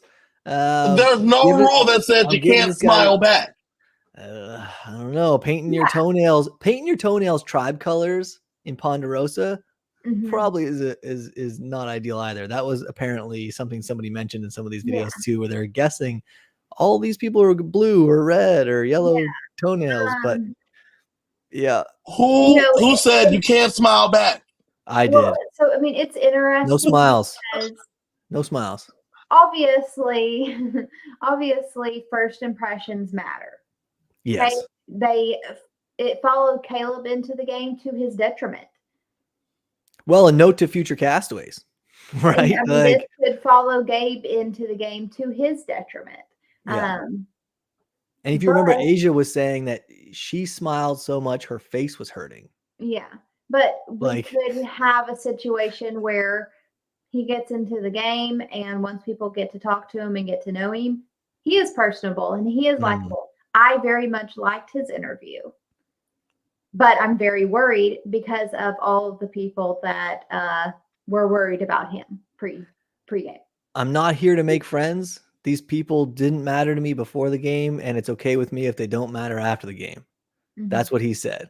Stuff like that. I'm paraphrasing. I love it, but you can't show it. He can't show that to anyone out there except the camera. Right. right? And that's what makes, some of the greats in the past the greats, is because everyone loves them and trusts them, or they believe them, and then they go to the camera and they say, these suckers believe me. Yeah. Right? And I hope that's him, but I'm worried that in this generation it's hard. In this era, that's hard to play that way now. People don't like it, they don't respect it, and even if he gets to the end, it's hard to get votes. Yeah, and I mean, his Survivor hot take is that Russell is a good ally. He was like, he gets his people far into the game. I was like, he's not wrong. Thoughts, guys? Not wrong. Guys? All right. Stats are stats, right? Stats are stats. Stats are stats. And he's gone to the end with 2 winners. Yeah. Facts. Listen, I would let Gabe bring me to the end too. That's great. Although he, tribal might not go his way, but hey, yeah, bring a winner with you. All right. So, Gabe, Robbie, does Gabe make the jury? No, but it frustrates me because I feel like he's gonna play the way that I'd probably play if I was out there, and get his ass kicked the way that I might. But I don't care because I am going to say yes, because I don't think they're going to lose. I have them as I said it's a purple season, it's red and blue. So yeah. I don't think they're going to lose, so I don't think he's going to be booted. Fair. Kevin. I think he is not going to make the jury. I looking through his profile itself, did not see anything that stuck out to me. I think that there's enough people that don't have good vibes about him that it's going to be hard for him to that is the concern. overcome. I don't know if he can overcome Ponderosa. All right, next up, Kyle Oswald. He is 31 from Sheboygan, Michigan. He is a construction worker, and he looks like a good old boy. And he identifies with JT and says he identifies with him because he was a good old boy. I'm like, Kyle is somebody you want to be friends with. He seems very nice. He did say, though, that he has, until the Survivor casting process, had never spent a night away from his fiance. Since they started dating and staying the night together, never apart. Never. Until the Survivor casting process, and now he is in Fiji without said fiance. Well, it'll be healthy for him to be away. And honestly, it's probably great for both. But anyways, I think he is the perfect level of non-threatening but beneficial. Yeah, he doesn't want to lie. He wants to, he is there to play for his family. Mm-hmm. He likes Jesse for that reason, because Jesse was there for his family, although Jesse was there to lie. But he said his superpower is kindness. He's nice, y'all. Like, he is too nice for this game. If Kyle comes to you and says, listen, you don't want to hear this, but it's you. Or, no, I'm telling you, I haven't heard your name. You're going to believe him. I think he seems too nice to not believe. And if he can somehow use that when it really matters and get that one lie through, that's going to be really powerful. But I feel like he's an ally I would love to have if I only shared what he needed to know. Because I don't know if this guy can lie and keep our information private, but I think he would give me everything he finds. Do you know what I mean? But yeah. Is Kyle Fabio? No, I don't think he's Fabio. But you know, Kylie, you've had a theme. You've had a theme tonight of people who don't know who they are, right? People who are referencing, past contestants, and we're thinking like, oh, we just don't see it. Yeah. This guy seems to know who he is, right? Like he's like, listen, I'm just gonna be a good old boy, as you said. I'm gonna come out here. I'm gonna work hard. Hopefully, people like me. Hopefully they keep me around. Hopefully I do well. Let's go do it. Yeah. That I'm how can you not like that? Excited for Kyle, but he seems so nice. I hope he does well. Yeah. I hope an Dom evil Shredder. person. I hope an evil person uses him and brings him along with them, and it'll be fun to watch. Yeah. Yeah. All right. That's Kyle. He's really nice. Mhm. Robbie, is he going to make the jury? I'm gonna say yes. I think yeah.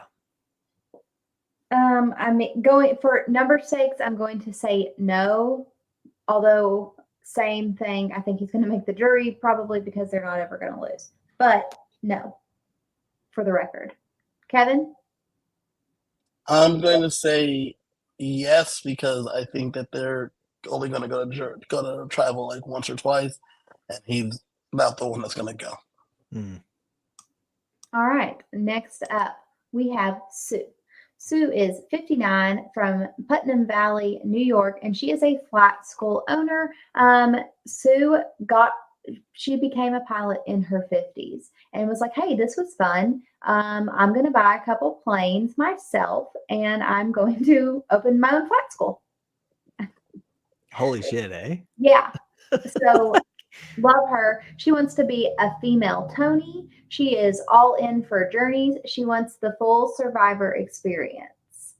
And Sue is someone that many people got great vibes from in Ponderosa. They loved her. Loved her.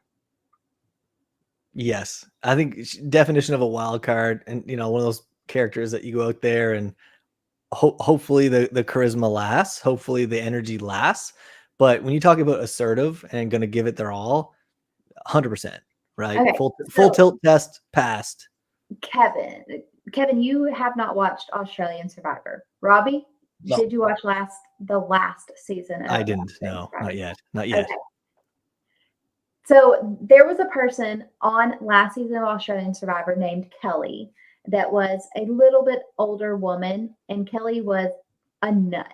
Super fun to watch, and she also a blonde woman. And I'm like, is this Kelly? Is this the American Kelly? Yeah. Yeah. And I love her. I wish that you had watched so that you could say if you got that vibe from her too. Yeah, she wants to focus on the now and being in it, but her kryptonite in the game could be her emotions. So she wants to win. She wants to win. And she wants to win for the sake of winning. She wants to kind of, break the mold a little bit. So she wants to win for the sake of winning. She says, I want the title. She says, all I care about is winning. I'm a badass. I'm not afraid of anything. I love it. Yeah, and she mentioned she wants strength in the tribe. She wants to pair up with everybody who will bring strength to the tribe. And as long as they accept her as bringing strength to the tribe, that's a great strategy for the first couple votes, right? Like that's the only problem is she's small. Yeah. Yeah, fair. She's small, but she looks fit. Yeah, and anyway, the next two people coming up are extremely relevant to Sue. Yeah. Yes. All right. So, does Sue makes it? Sue makes it, yeah. Robbie? Yes. Yes. Okay. Only two left to talk about. And next Kylie, did you say no? No, I said yes. Oh, wow. Clean sweep. Yeah. Tiana Howlams. She's 27. She is from Hawaii, and she is a flight attendant. Mm-hmm. Wow. She wants to play like Parv, and where, a lot of people are like, I like Parv. No, she explicitly says, like, I want to use, like, my sexuality. Like, if that can help me, then I'm all for it. Or she really liked Tiffany from the season before, that Tiffany was just genuine, herself, seemed to know who she was as a person. And she was the season 45 alternate. Once again, all together, who was she the alternate for? D. She looks like D. She played D1 volleyball. She's athletic. Yeah. Yeah. There's Tiana.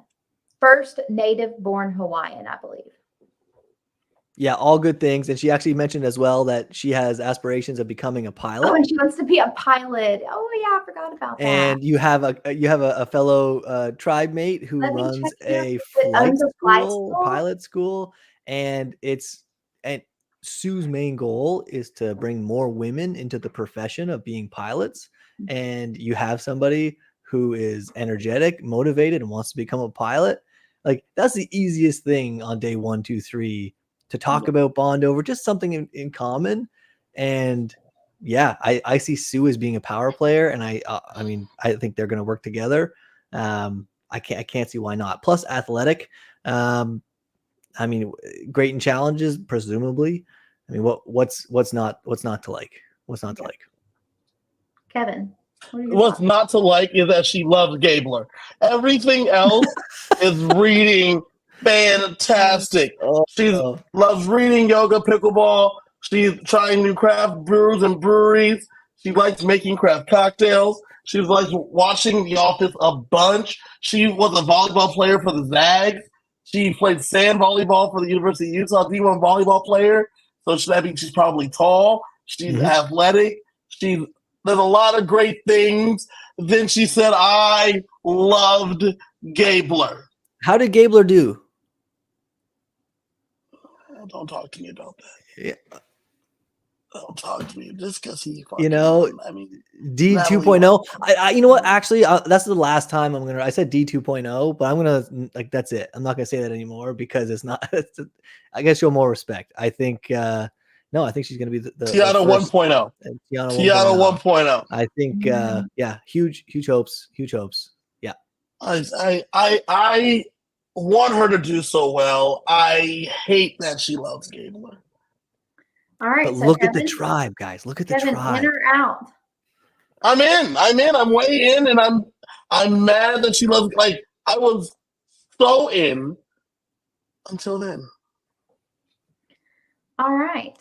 Last but not Wait, Robbie, you're in, right? Yes, You got in. You're in too, Kylie? Yes.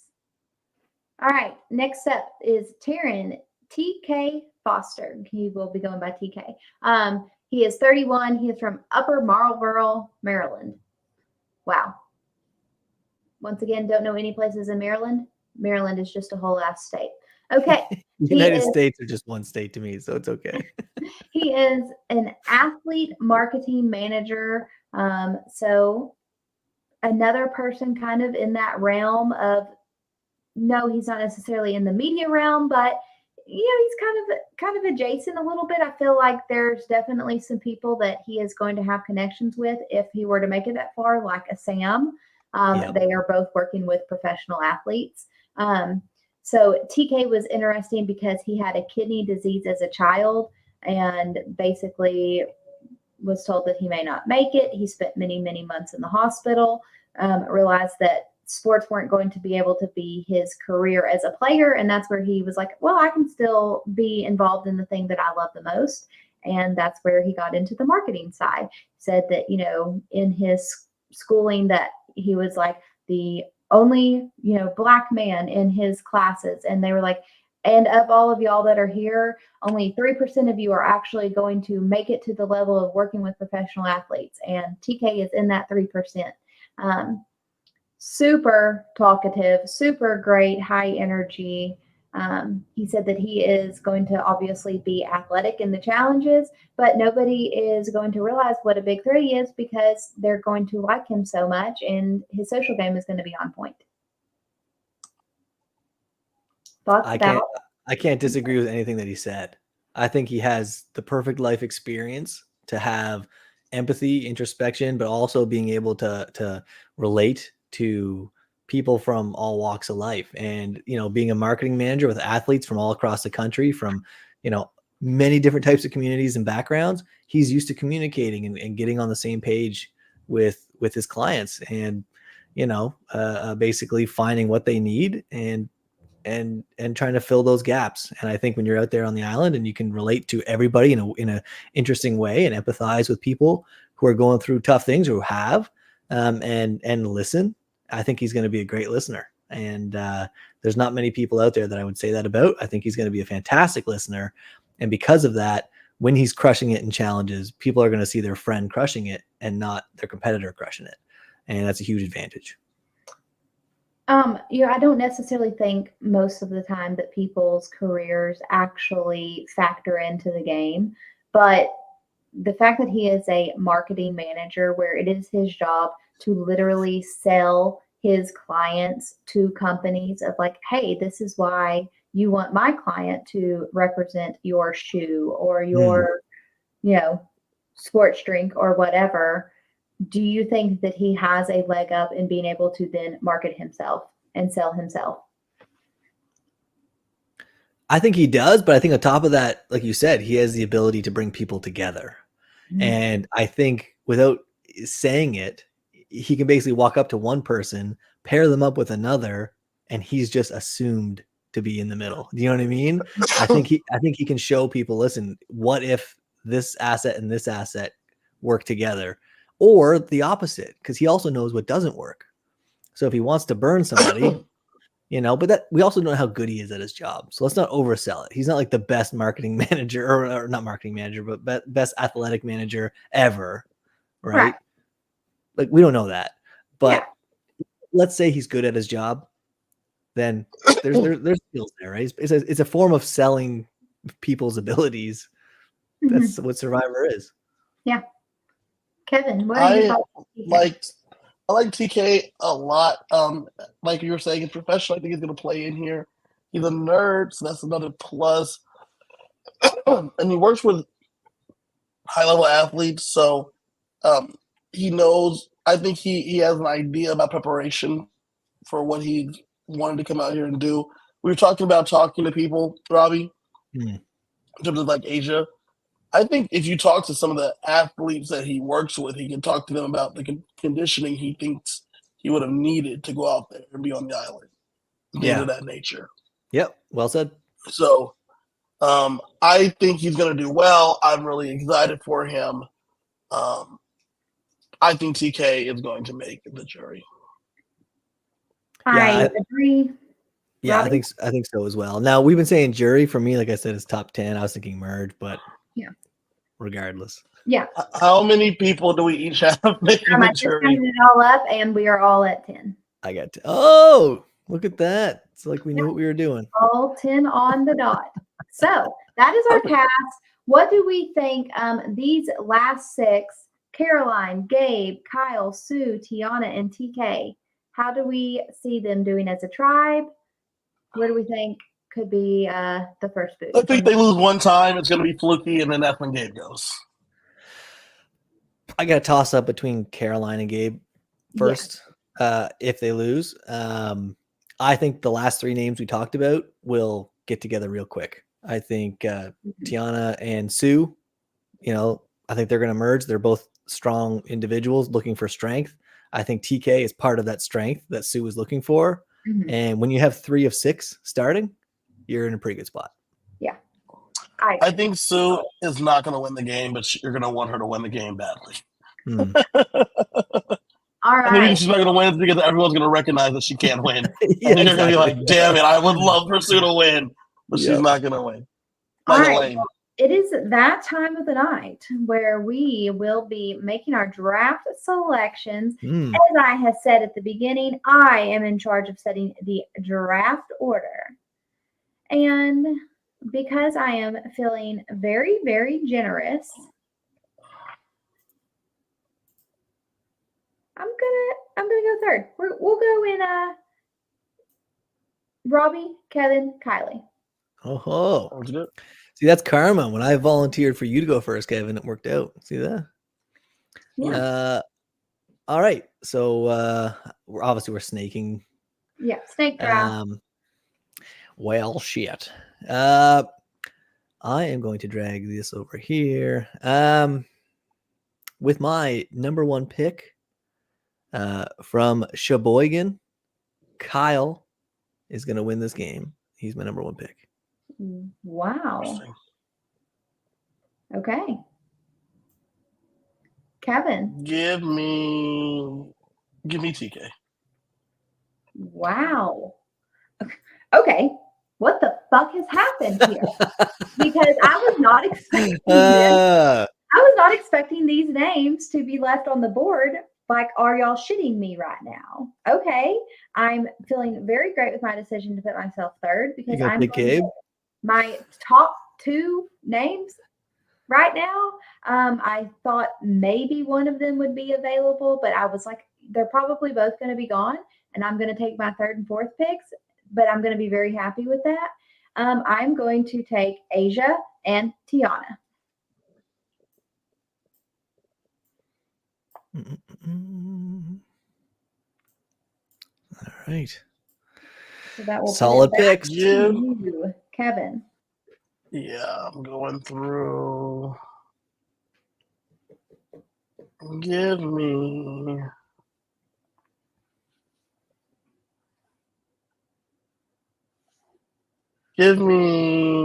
Genevieve. Oh, you son of a bitch. All right. Genevieve off the board. So, Robbie. Let's see. We're doubling up here. This is my 2nd and 3rd, I believe. Mm-hmm.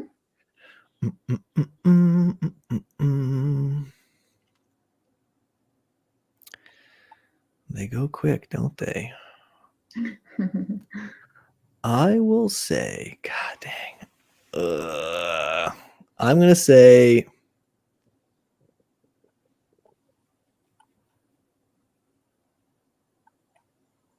Sierra.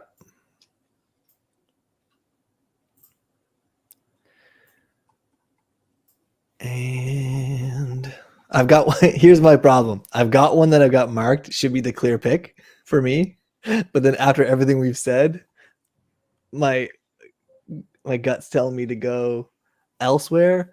I'm grabbing Rome. All right. Give me Rachel. Ooh, you son of a bitch. That's who I was taking. Rome, Rachel. Okay. That was the one I was debating between. She was number 7 and Rome was number 8 on my list. So. Okay, so I am going to take my first guy here. I'm going to take the mystery wild card Sam. Sam, are you at Survivor events in an official role because you did good or because you sucked? Which one? Yep. Because it's one or the other. So I'm going to. It couldn't just because he's local. It's either because he's great or he sucks. Okay. Oh, I'm going to make a heart pick next, and I'm going to take Sue. Yep, solid. Give me Baby Andy. I think that's a really good pick at this point. So, Annika, John. Annika. Okay, that's who you want? Yeah. Okay. Annika, and I grab another one here. Kashawn? You have, John, Kashawn, Saul, Teeny, Caroline, Gabe.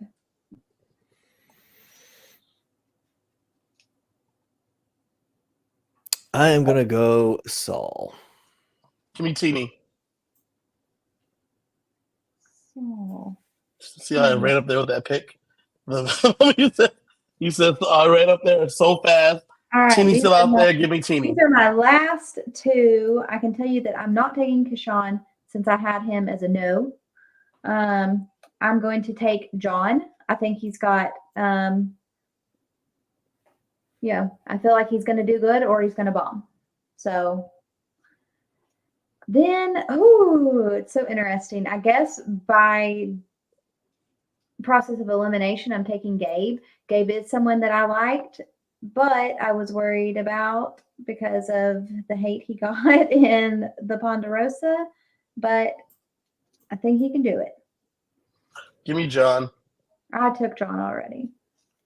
So you got you Caroline got Kashawn and Caroline. When did Sierra go? I snagged Sierra early.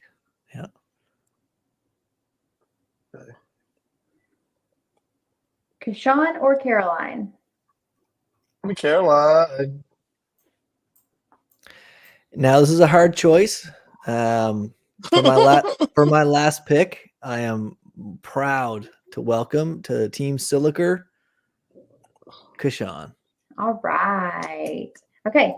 To sum it up, Robbie has Kyle, Sierra, Rome, Annika, Saul, and Keyshawn. Tevin.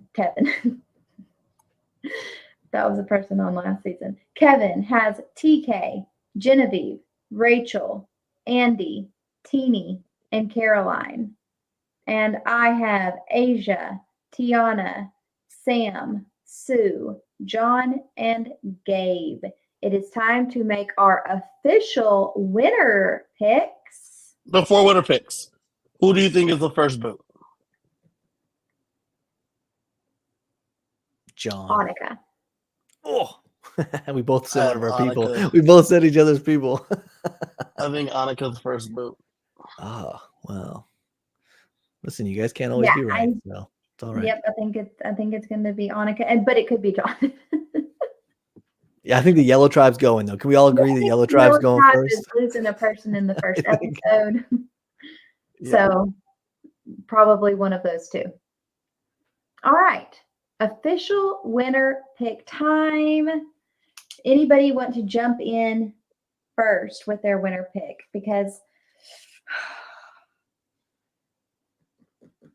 I've got mine. Man. Now I'm gonna sway my live winner pick as the season goes because I think that's fair. Yeah, we did that last year. Once our winner pick got voted out, we got to pick a new one. But listen, I picked first overall, and I had the pick of the litter, and I said Kyle, so I'm going Kyle. All right. I think TK wins the whole thing. I think that's a very good choice. I think it's going to be Tiana. I'll give you honest though, I would love somebody with crazy charisma to win and not somebody who kind of sits in the weeds a whole bunch. Yeah. So when we have the Sierras and the Romes out there, they never seem, the energy never seems to last like the whole time. Not never. Rarely seems to last the whole time. All of our winner picks came from the same tribe. Oh yeah, sorry. Who did you pick, Kylie? Tiana. Yeah. That was I was kind of debating that one. Actually. I really like my top three are Tiana, TK, and Asia. Yeah, I had Genevieve, Asia, and Kyle. I think there's a very good chance Asia does very well. Lots of people got good vibes from her without even knowing who she is. Plus, factor in the ones that recognized her natural charisma and game knowledge. I think Asia has a very, very good chance of winning. If Asia wins, should she take over our house? No. Would it be AHAP? I don't think it's like I don't think it's available. I don't think that's how that works. You could probably be pretty confident though that she would have a solid spot. Yeah, she already does, like the job until she doesn't want it. Like I just think it would be cool though for her to win. It would be. Imagine she keeps doing the drafts, assessments and things, and it's like based on my experience as a winner. Like what are you gonna say? What do you like? I disagree. It super cool. So I'm excited to see what happens. I think Asia has a good chance of winning, but without knowing any of them, Tiana was the interview that I listened to where I was like, wow, I really, really like this girl. Yeah, great energy. Yep. I'm excited for the season. We're only 2 days away, y'all. It's right here. Yep. No, I think it's going to be fantastic. I'm happy to be back. Thank you for inviting me back for another season. I know I bailed on you guys like a coward last year because, I have no excuse. And anybody who bailed on us, this year, no excuse. But okay. jokes, life first, obviously. But no, happy to be back. It's gonna be fun, and yeah, I can't wait to see how my winner pick shifts as the season goes. Kevin? any Agreed. thoughts? I'm excited to be here. I'll be here when I can. I'll continue to be doing Big Brother coverage, and then I'll probably be here after that. We have a few more weeks of Big Brother left. But I'm excited for this cast, and we'll see how Survivor goes. And I will be in Phoenix on Wednesday for a premiere party at Lookout Tavern, I believe. It's called Lookout Tavern. I'll be there with. Oh shoot! See you soon, says Rome the host. Look at that. I think Rome may be there. I know my boy Jelinski is going to be there with several other things. That's seven other things he'll be doing. So Several um, other things. I'll be there. Is it Brass and Win presents? Nope, just a small little one. Okay. Jenny cool. Guzman Bay. We're definitely going to talk Cook Islands because Jenny Guzman Bay will be there as well. So I'm excited to talk some Cook Islands, which is my favorite season ever of Survivor. Wow. All right. Well, that is what we have for tonight. We will be back Wednesday after the episode, looking like me and Robbie. And then we will be back with the 5 p.m.ers to talk about the week of Big Brother next Monday, 1 week from today.